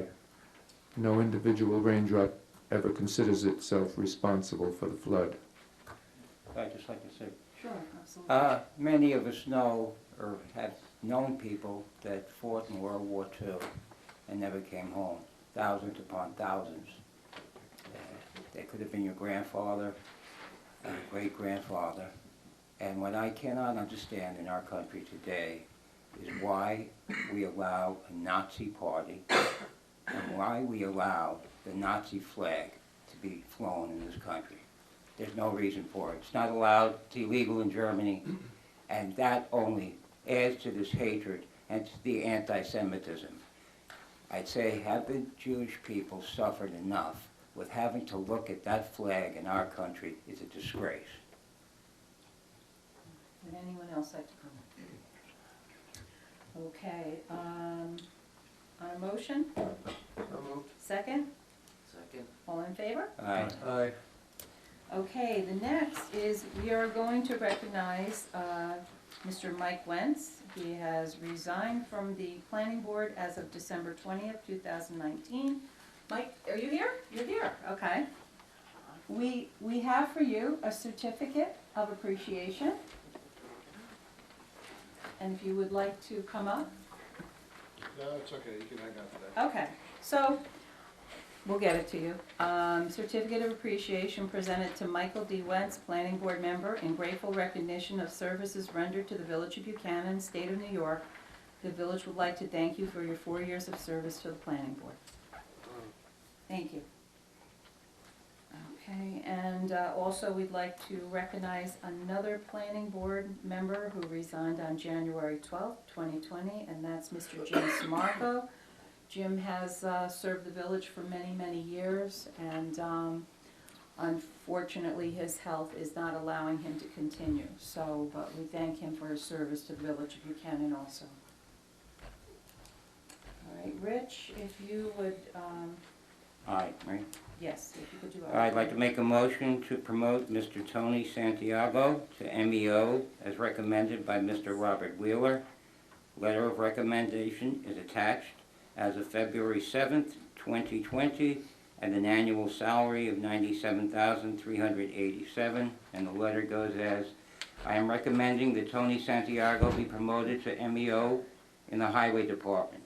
Mr. Santiago brings experience and expertise as a plumber, which he has shown by repairing numerous toilets, urinals, and flushometers throughout the village, along with his knowledge mechanically to step in over the last few winters when our mechanic was out to repair the village's vehicles.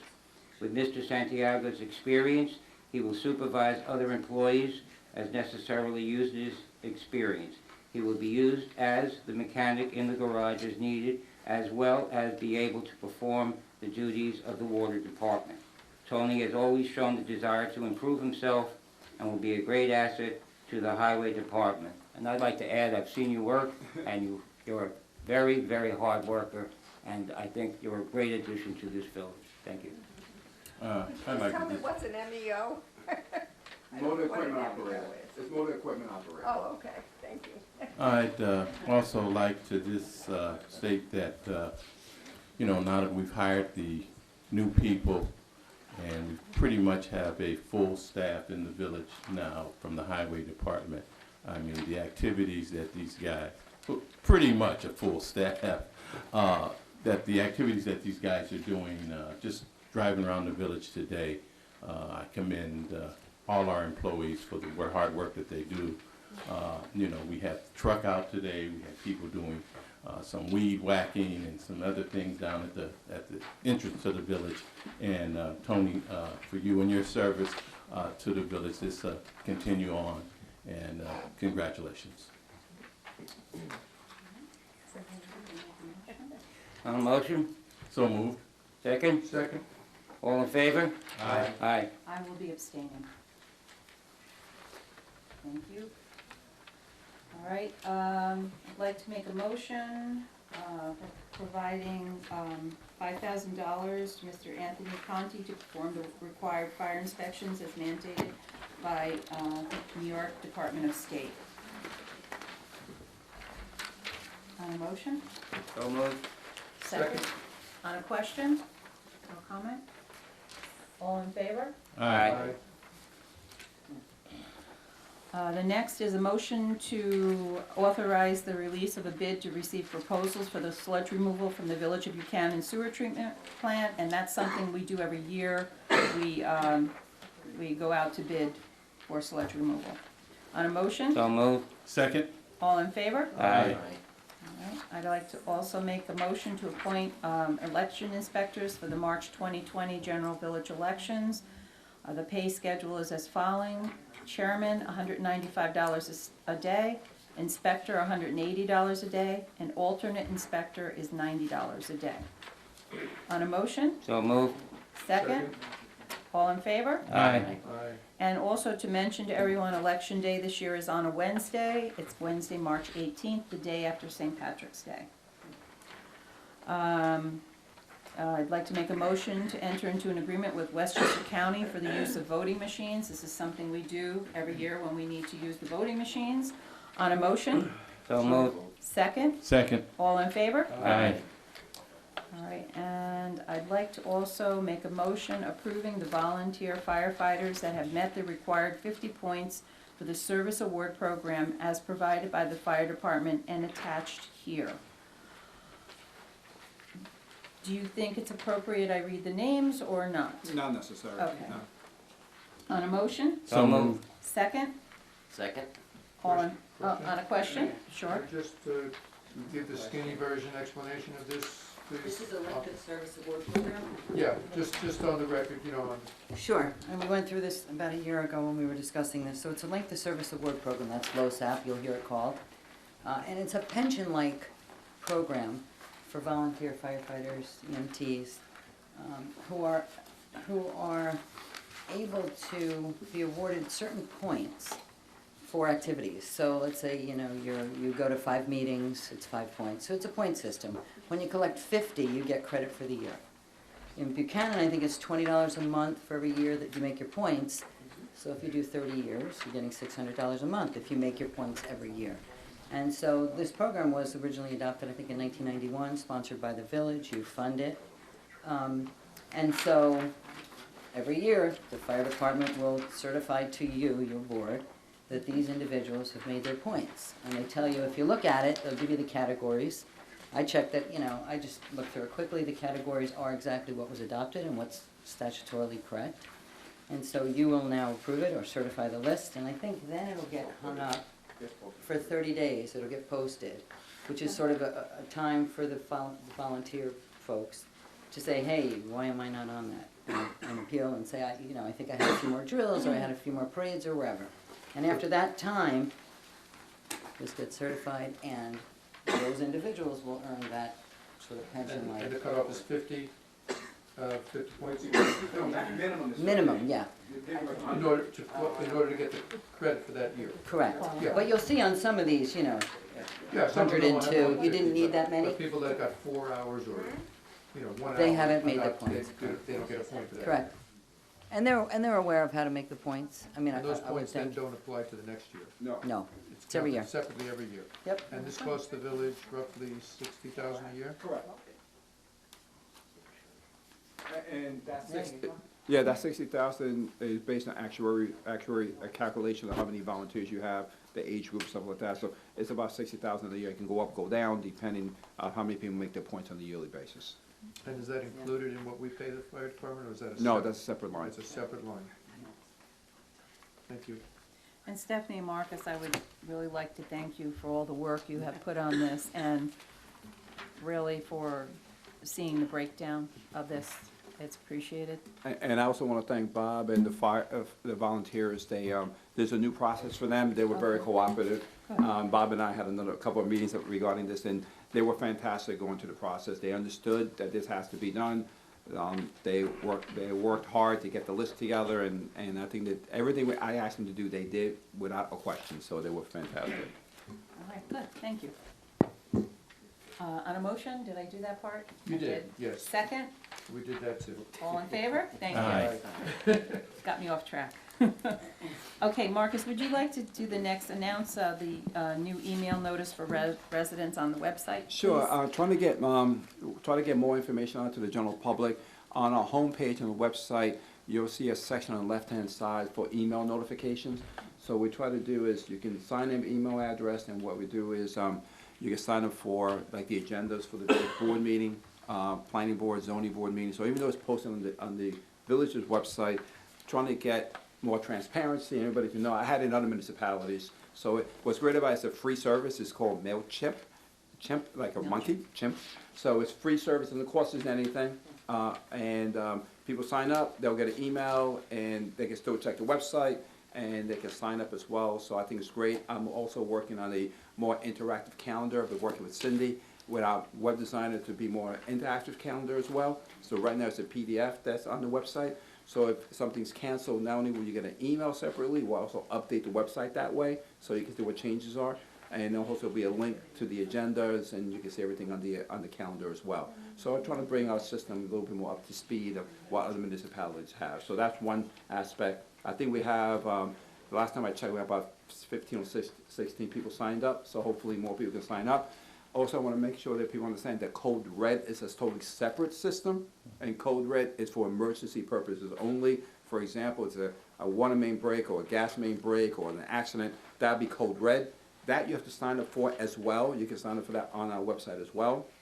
If there's an emergency, that'll be sent out, but I'll also send out email the other way too. But with Code Red is cool because we do pay for Code Red. They also have text messages, so you get a text message as well as an email. With the free service, you just get an email. So I just want to make sure people understand the difference. So if you want to sign up for both, go right ahead. Trying to get your information as much as possible. Good. Sounds good. And for those that don't realize who's sitting at the table here, this is Cindy Kempter, our village clerk. So we're putting her in a different place during the meeting now, but thank you, Cindy. And she loves sitting in the front of the room, don't you, Cindy?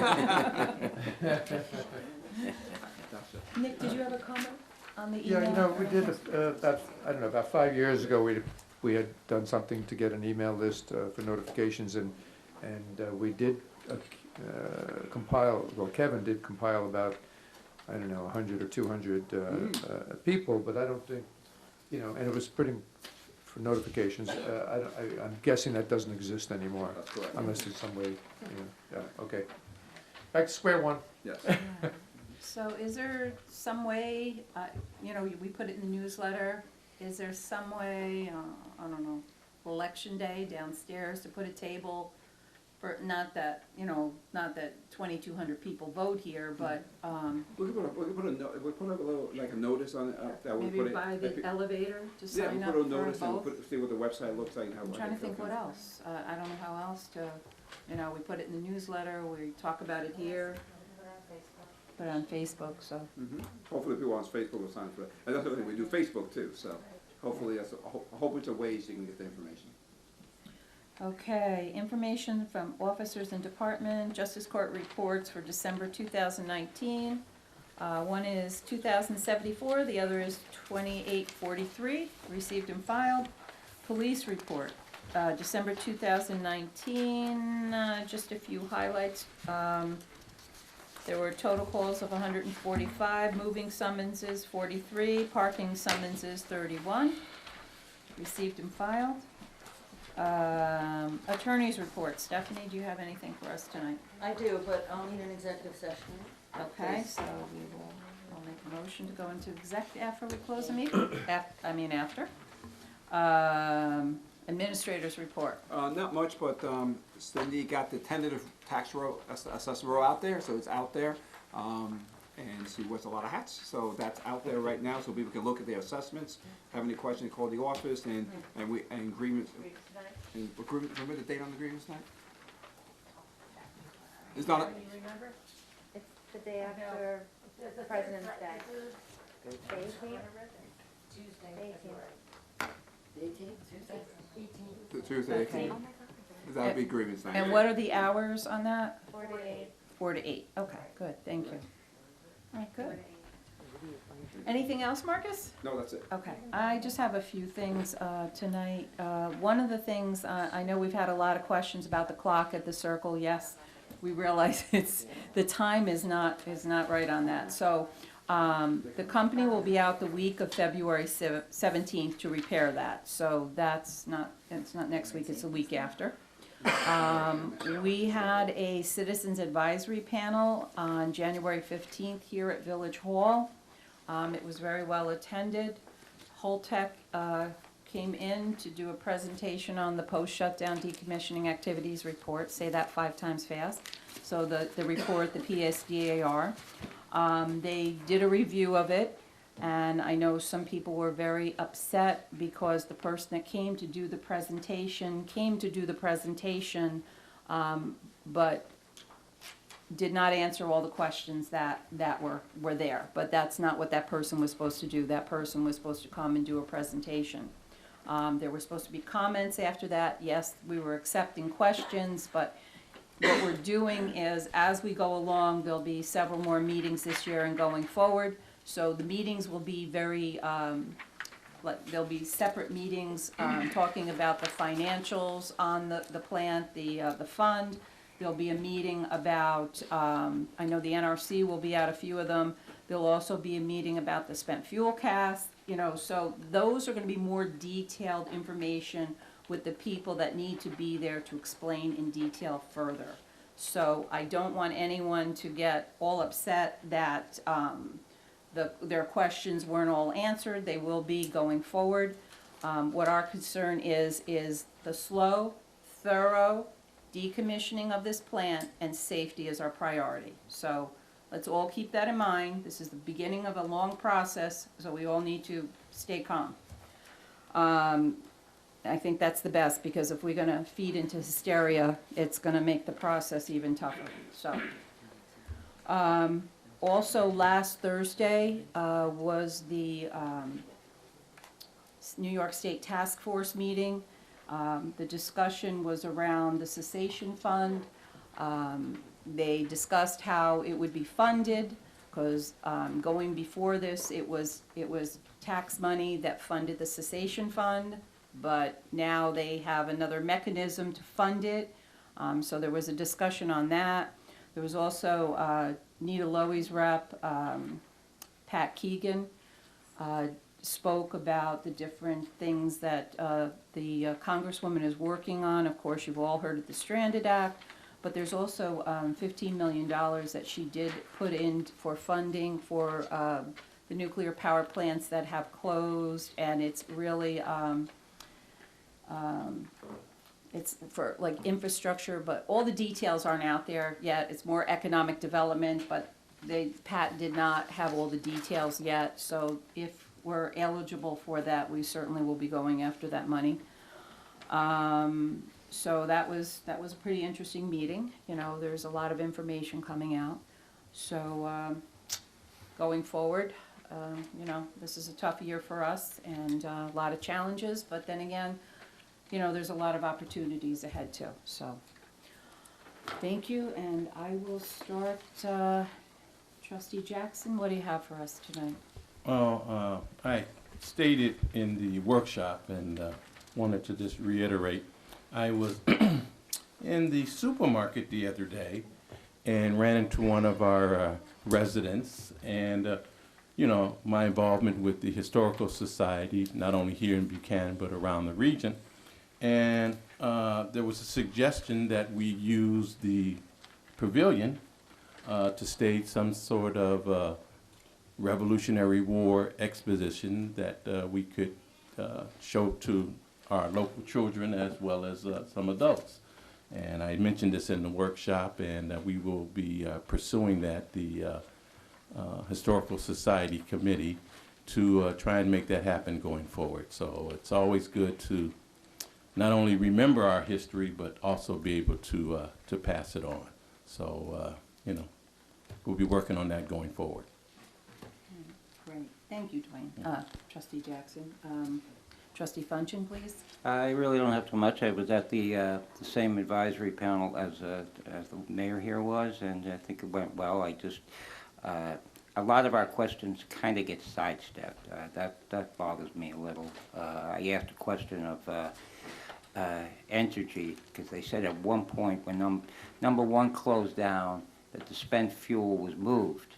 And I said, well, how did they move that? Because that's one of these questions that is in today's world. And they said, well, that was before our time. So they kind of walked around the question and did not answer it. And as the mayor pointed out, it was unfortunate that Holtec did not send people who were qualified to answer most of the questions that the people had. There was just, the person was really just a PR person. That's all I got. Thank you. All right, thank you. Trustee Zachary, what do you have for us tonight? Thank you, losing my voice. Last Wednesday, there was a kickoff meeting for the a local waterfront revitalization plan. This stems from a state grant that the town of Cortland and the village of Buchanan got jointly. It's a grant to study improvements to the waterfront, but it looks at the whole village. It's actually involves a study area from the river all the way up to Washington Street, as dictated by the state. That's the study group. But basically, this group will be meeting approximately once a month, along with, there's a hired planning consultant, and we'll be looking at ways to improve the waterfront, town of Cortland, village of Buchanan. But it's not limited only to the waterfront, because they look at the holistic picture of how do the downtowns and the business areas and the residential areas feed the waterfront, the vitality of the community as a whole. So it'll be an interesting study. As I said, there'll be monthly meetings, and I will relay significant information when I do my reports. Also, there will be some public meetings where the public can have input. The plan will involve specifics like, you know, putting in a playground by the water, or, you know, that kind of very specific stuff. It'll also involve more conceptual stuff, just broader stuff, you know, like, you know, making an effort to promote housing or business or commercial development. You know, so there'll be general recommendations as well as specific recommendations that come out of it. We haven't really got into too many particulars yet, but we sort of laid the groundworks at the last meeting, and there will be a link on the village website, so if anybody's interested in the waterfront revitalization plan, you can look. And have they reached out to us yet with that, Marcus? No, we have the information, and I'm working on the, what our website created, LWRP site, Yeah, just yeah. what we do for the CAP, so Right. we can put all the information. So it's not up yet, but Correct. it should at some point, hopefully in the near future, be on the village website, a link for LWRP, Local Waterfront Revitalization Plan. The next meeting will be here. It's not a public, well, the meetings are all, anybody from the public can come sit in the audience, but there will actually be specific meetings to have the public make suggestions and have input. When is that meeting And date the again? next meeting, well, it's tentatively set for February 26th, but that has to be confirmed, and that'll be here. So watch the village website for that to confirm that. And other than that, I just want to touch base on a few things that hopefully will be on the next workshop, because I just, they're not televised, so I always like to mention what I would like to see discussed, and we talked about an overlay zone at the last workshop meeting, which I'd like to continue the discussion, perhaps, tweak some of the details and An overlay zone in terms of zoning? Pardon? An overlay zone in terms of zoning, you didn't say zoning, so people just heard. Oh, sorry, yeah, I didn't explain it, yes. But an overlay zone is a zoning tool to encourage development, and we're looking at some changes to the zoning for the 9A corridor primarily. If you're interested in this, please, you can come to the next workshop and sit in. But hopefully we continue that discussion then. And I'd also like at the next workshop to go back to something that we still seem to have not gotten done. It's for the last year and a half, the letter regarding parking enforcement, and I don't think that ever went out, and this was twice that we drafted the letter and said, let's do this, and it didn't get done, so if we can kind of push that along, not have it dragging out, I'd like to know why we're not doing that. Could we discuss that at the next workshop, please? And I'd also like to discuss code enforcement in general at the next workshop, a couple of things. Thank you. Okay, thank you. Trustee Pasquale? Yes, thank you, Madam Mayor. I just have one thing that I'm just going to say. We're going to be having our budget meetings and workshops over the next few months, and I encourage residents to attend. Come bring your questions and anything you'd like to discuss, and we're all here. If you have any questions at all, it's good that we're right here to answer them for you instead of hearing different things that go floating all over the place. Other than that, I just want to wish all the ladies a happy Valentine's Day. Oh, that's nice. That's all I have. Thank you, Trustee Pasquale, for, well, you'll get that on the 14th. I thank you for reminding people to come to the meeting to voice their concerns. And then also I want to continue on with the Citizens Advisory Panel. We did have some people that did come, and I think that's good because this is your community, and what's happening over there is probably one of the biggest things that's happened in the Village of Buchanan. So we really need the residents to come. I know Diane Tangent was there, Eileen Abstinger, I think Mike Wentz, right? You were there? And Bob Wheeler, I think, was there too. So it's important to follow through on this and understand what's going on. Okay, we are to comments from the floor. Yes, sir. I'm sorry the meeting took so long. That's okay. Sometimes it's not this long. Oh, okay, then we're okay. Sorry. And that's because I take an nap in the afternoon. Oh, okay, that's the secret. There you go. Hi, my name is Frank Abollo, and I own the piece of property, and it's well known, 3220 Albany Post Road and on Beckley Avenue. I'm having questions. I see parking sign all over the place. We've been parked there for 45 years, 40 years that I've been there. Long before that, there were people parked there. Now, there's not enough. I have a police officer come in my own parking lot, and they give me a parking ticket in my parking spot, okay? One of my tenants, he got a ticket there. Then he moved the car from there, he parked on what do you call them, on 9A, on southbound, and he got a parking ticket over there. Everybody parks over there. I don't see why it gets singled out, okay? 2 weeks ago, I got Sergeant Sean, I think is his name. Oh, Shane? Shane. Okay, Shane. Okay, he went and knocked on Jerry's door, which you know who Jerry is. He worked for the village for a long time. To move the car out of the front of the parking lot in my parking spot, which we've been parked there for 40 years. I got a picture over here. I know this is long before young kids were born, 1947. Oof. Seems there was a gas station there, and That's we've right. always been parking over there. Now all of a sudden, I'm gonna get a parking ticket. Can I see the picture? I'm sorry. You got the same thing I made it years ago. Yeah, let me Really. see. You got the same thing I made. Oh, Really. ah, look at that. Okay? That is so cool. That was a gas station? Oh, Yeah, like out front, it was a gas $5 station. gallons. This, The YAFCAC building, yes. that's the one on White Street? No, Blakely? Blakely, yeah. Oh, okay, that was a gas station there? Yeah, look, it's got the pumps there. Wow. Say $5 for $1.05? Yeah, those days are gone. Can I just pass it down? Thank you. We have one here too? The Yes, I village? made one Okay. a few years back for the village, and you should have more. All right. That's cool. Horton's ice cream, we need that now.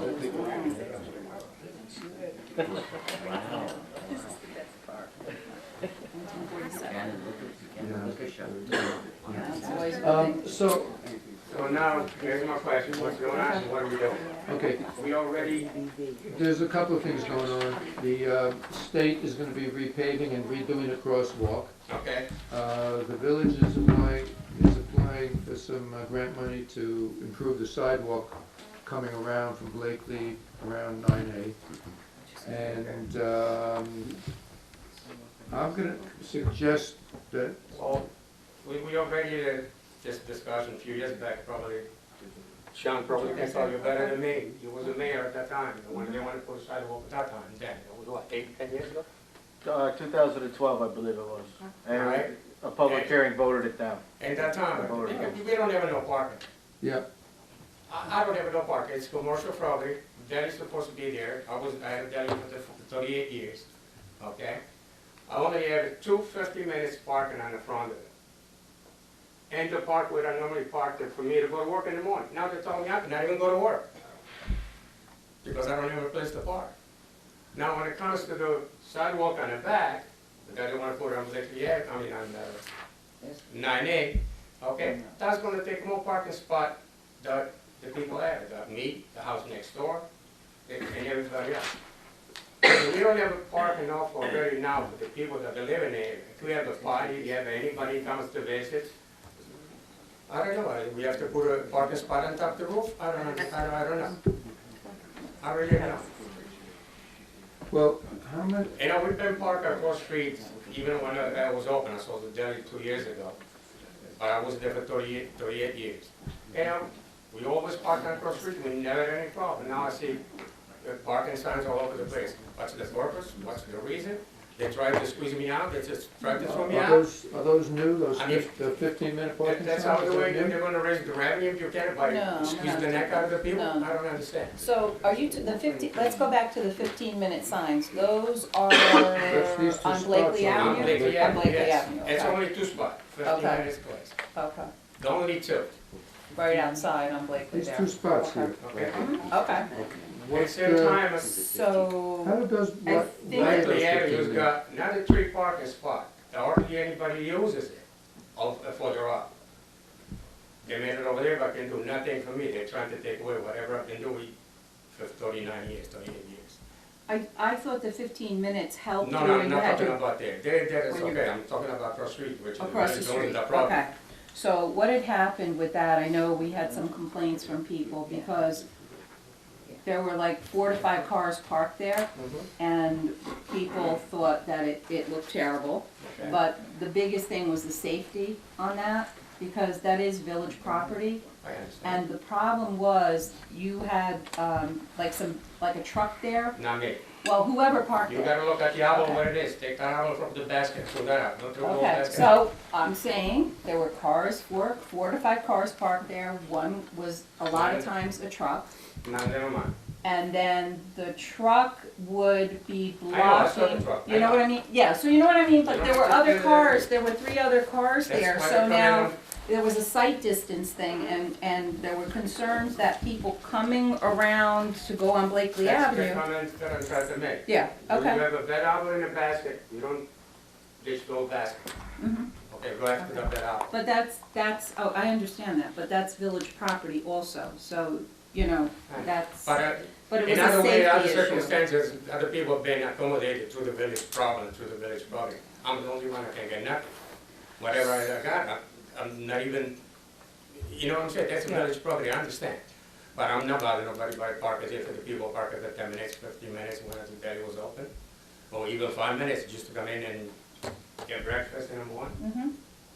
So how many of your tenants would park on that side, on the village property? Do you On know? the other side, one. Just one? Only one person was parking there. So That's it. how many spots do you need? I mean, with the 3 apartments, For me, for the apartment on the back part, I got, you're looking like on the two back. each apartment or something? I got enough for me on the back part. The one on the front is one, and I probably need 1 or 2 across the street.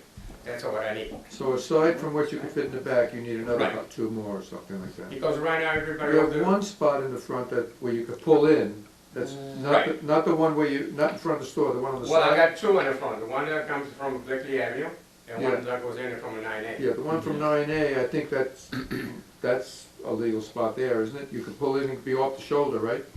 It's the one on 9A, was not just me. Yeah. I was next door, got the same thing. We Yeah. all parked the same I way. think one of the things that came up was the concern that there was a picnic table, car That picnic parking, table and a take- picnic table that picnic seemed a table little take- dangerous. I'm gonna take it out of the way, because the people who rent the deli, they put the picnic table there, Okay. okay, the customer will sit out in front. I take that out of it, it's no problem. Is the deli is closed right now? Right now, they're closed, but I see you pay the rent. Yeah. Well, right now, Supposedly, they're gonna there's open a couple of again. things that are in flux, because the state's redoing the crosswalk, and we were talking about that earlier, the plan, the sketch that they sent us, I don't like it, we're gonna try and meet with them, and, Well, so there's a couple of things in flux. So what I would say, my suggestion would be that while we work out these details of what the state's gonna do with the crosswalk, what we're gonna do with the sidewalk, once that we get those details, try to get a better idea of what those details are, and then try to come back to you with a plan that works for you. well, not just for me, I'm talking about general, the whole corner, nobody's got any part, and I'm here by myself tonight, okay? It's not just me, we Right. all got problems. Right, Because the only spot in Buchanan doesn't have any park whatsoever. Even if we park on Route 9A, you get a ticket for parking on 9A. Everybody parks on 9A. okay, well, have we been ticketing everybody parking on 9A? I don't understand why we're I know One of my that, tenants got a ticket on 9A in 2 places. One on 9A and one in my Was it parking spot because right you on were- the deli. I mean, Raul Lindo's, all his vehicles are not getting ticketed, are they? I don't know who's getting ticketed and why they're getting ticketed, so I can ask the chief, Okay, I I'll ask mean, the maybe chief if you were tomorrow. 9A and if you were blocking something, I don't know. Or if you were out past the, Not past the Line? white line and not past the white line. yeah, I don't understand it then. If you get, if you can give me a copy of copy of the ticket, I can talk to the He police paid department. both of them already. I don't have a copy. He paid both tickets. Okay, And I just found out this week. Well, there's gonna be some changes to the parking regulations on 9A, but as of now, I don't see why you're getting ticketed. I will talk to the police tomorrow. So we might have some more information for you. I know Marcus can contact you, but we might have information, like our next workshop is Tuesday, the 25th. If we have more information, then we'll have you come back. Okay. Yeah, because we're waiting to hear if the state, if our grant is approved for sidewalks, to just make it safer, so. But that's not going, like where there's parking now, there'll be a drop curb, so people will be allowed to, where I don't know the, if there's enough room, that's the point I'm trying to make. It's not much for me, the house next door, he's got even less space than I am. well, he's got that island in front of him too. He's got that, I don't know why they ever put a, Yeah, this is a weird, there's a couple of, well, the island there where the poles are is one thing, but then there's that other little island where, Right. I'm not exactly sure how that came about, seems pretty, anyway, we're gonna try and meet with the DOT, that when they do the repaving, they're redoing some of the crosswalks. And so hopefully we can do that in the next couple of weeks, by the next workshop, we'll have some more information. So what day We'll is try to, It's, try to come up with a solution. Tuesday, what's that, 1, 2, 3, the The 25th. 25th. Yes, But if we don't have any more information yet, I'll have, yeah, You got my yeah, number? so, yeah, we can, If not, probably whatever. okay, All right. good. Thank you. Thank you. Sorry you had to wait so long, I apologize. Okay, so, yep, other comments from the floor? Hi again. Hello again. I just wanted to congratulate the elected officials on the successful passage of the $1 million bond that was passed without any opposition or public hearing. Although I did try to come down and sign a petition that was said that there was going to be down at Village Hall to sign for all the residents.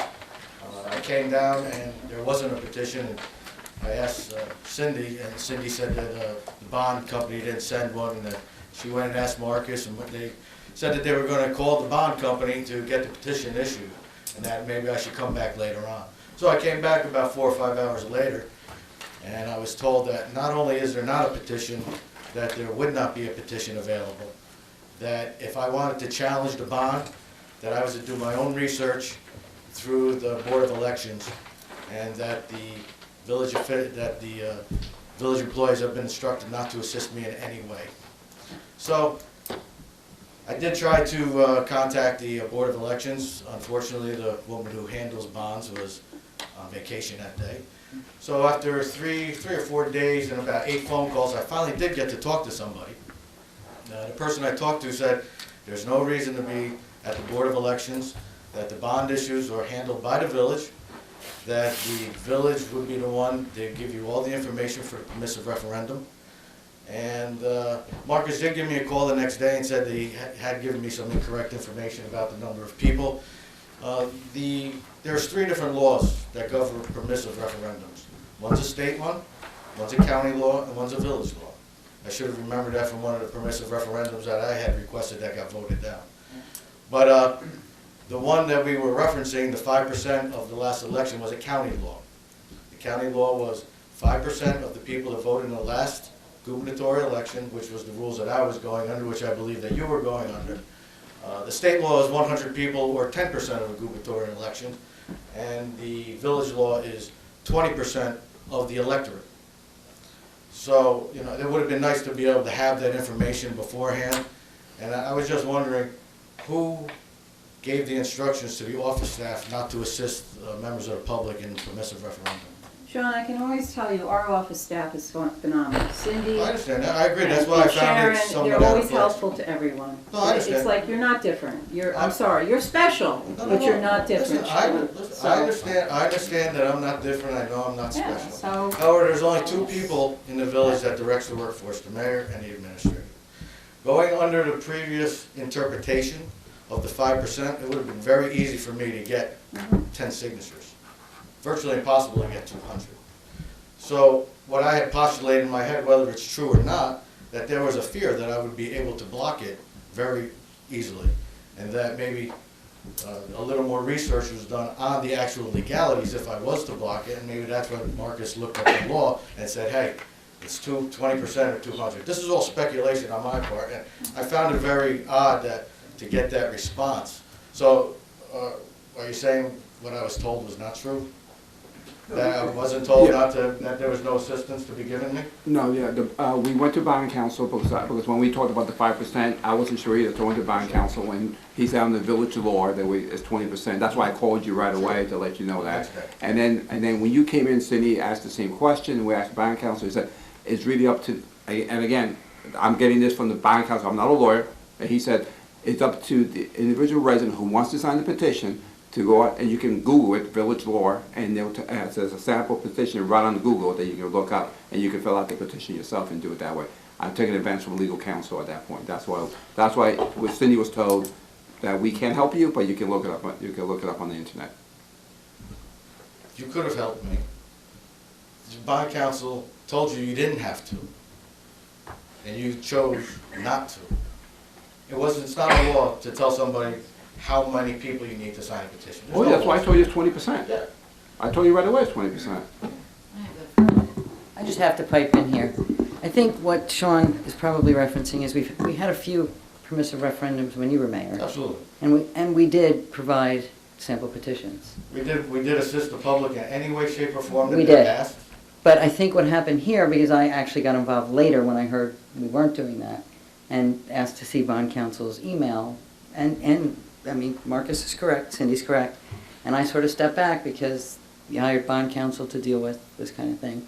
And he did say, in fact, he believed it could be a violation of your duties to the public by providing help to sort of like the other side type thing. And that's not something I believe in, but it is something bond counsel. So I don't think it came from Marcus. But I do think your background and history was when we did provide that help. So for you, it felt We absolutely suspicious, did, but and bond counsel does not direct the workforce, the administrator or the mayor. The administrator or mayor was the one that told Cindy, do not assist him.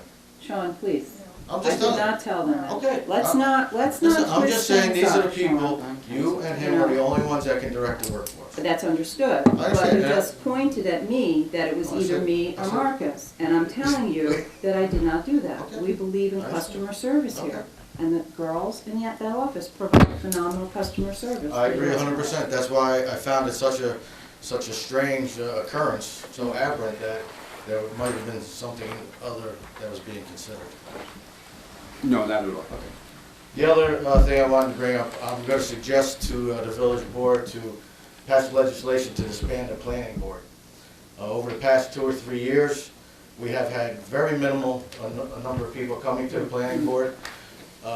You guys are entertaining changes to the architectural board, the architectural review process, signs, all kinds of things you talked about at the last workshop meeting that did not include any input from the planning board. I know that the zoning board was consulted on a couple of issues, but New York State law allows the elected officials to take over the duties of the planning board as well as the architectural review board. So I think that's something that should be considered. I understand that people who just recently purchased property in the area haven't been coming to us for recommendations. They've been going directly to the elected officials for this overlay, for different types of things. So since you guys are basically already doing it, maybe it'd be better to formalize it, save the taxpayer some money. We've only had 5, maybe 8 meetings in the last 2 years with maybe 8 applicants before us.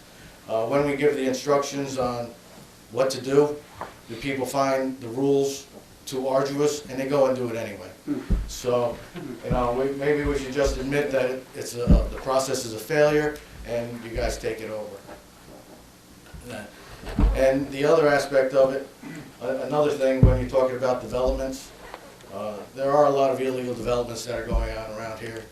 I had come to the workshop meeting a couple months ago and talked about some illegal excavation on the Con Ed property, taking down the steep slopes, which is going on right now as I drove past it. Part of it is a result of the parking restrictions that you guys are talking about. I think Con Edison should at least, I was asking about this for the last year. I've kind of thrown my hands up, and maybe you should just tax them on the improvements that they're doing back there, or the construction that they're doing. That's one way, there's not going to be any enforcement, so might as well just say, hey, we're going to tax you on it, have a nice day. Because it's been going on for about 1.5 years. I know I've spoken to a couple of elected officials. I know I had spoke about it at a workshop meeting last May, and I think I spoke about it at the planning board meeting. And it hasn't stopped the backhoes, so maybe we should just say, just give us some tax money to help us out. Marcus, would you Thank like you. to comment on that? He has, Con Edison has contacted you about the cars. Are we talking behind the Rolando property to get a better clarification? That's correct. That's Con Edison property, and who's ever doing the excavation is either Con Edison or acting as the agent of Con Edison. Obviously, I spoke to the building inspector. He said he was instructed not to write any fines to Con Edison because they're a public utility. He said that was information that he had gotten, not to give Con Edison citations. Oh, let me give you an update on that, because we actually got an update about it today. I'll double check it. It was a Con Edison doing the work. It was somebody trespassing on the property. I got an email from Con Edison today that they actually went after the people who were trespassing, tell them to cease and desist and get off their property. So that, I just got the email about that today. This is the 3rd time. They used to put up concrete They barriers, did, and they put up fences. They took it off. Within days, that's gone. Mhm. I was just wondering, who's going to be remediating this property then, to bring it back to the actual contour? Because we do have topographical maps. When Melinda Auto Body was constructed on the barriers and the borders. So there are topographical maps. This property should be returned back to its original configuration, or there again, just tax them on the improvement. That's a good point, I would actually. Yeah, the site plan's gonna have to show where Right. they were supposed to be, where the retaining wall was originally, so if he's, I think he's got like a junkyard back there now. No, we're talking the Con Ed. No, the other junkyard is at the WIC building, which should be taxed also. But that was brought up over many years. and Lindo's that's got a another junkyard, he's story. got a whole heap of junk back there, like he's just dumping stuff back there too. That's not the area we're talking about. That's not what we're talking about? No. The area we're talking about is on the adjacent property. Lindo is storing his debris on the Con Edison property on a different piece of land. Okay, So behind the it's house, two not separate- behind the shop? No, it's behind the house. Behind the shop is where he stores all his waste. Right. Behind his house is where he stores all the cars. So, but that's just speculation, you know, I only see it every day when I drive by it twice a day. So, maybe I'm wrong, but I could've sworn I saw another backhoe back there today with a dump truck, but Con Ed's fine. All right, thanks. Yeah.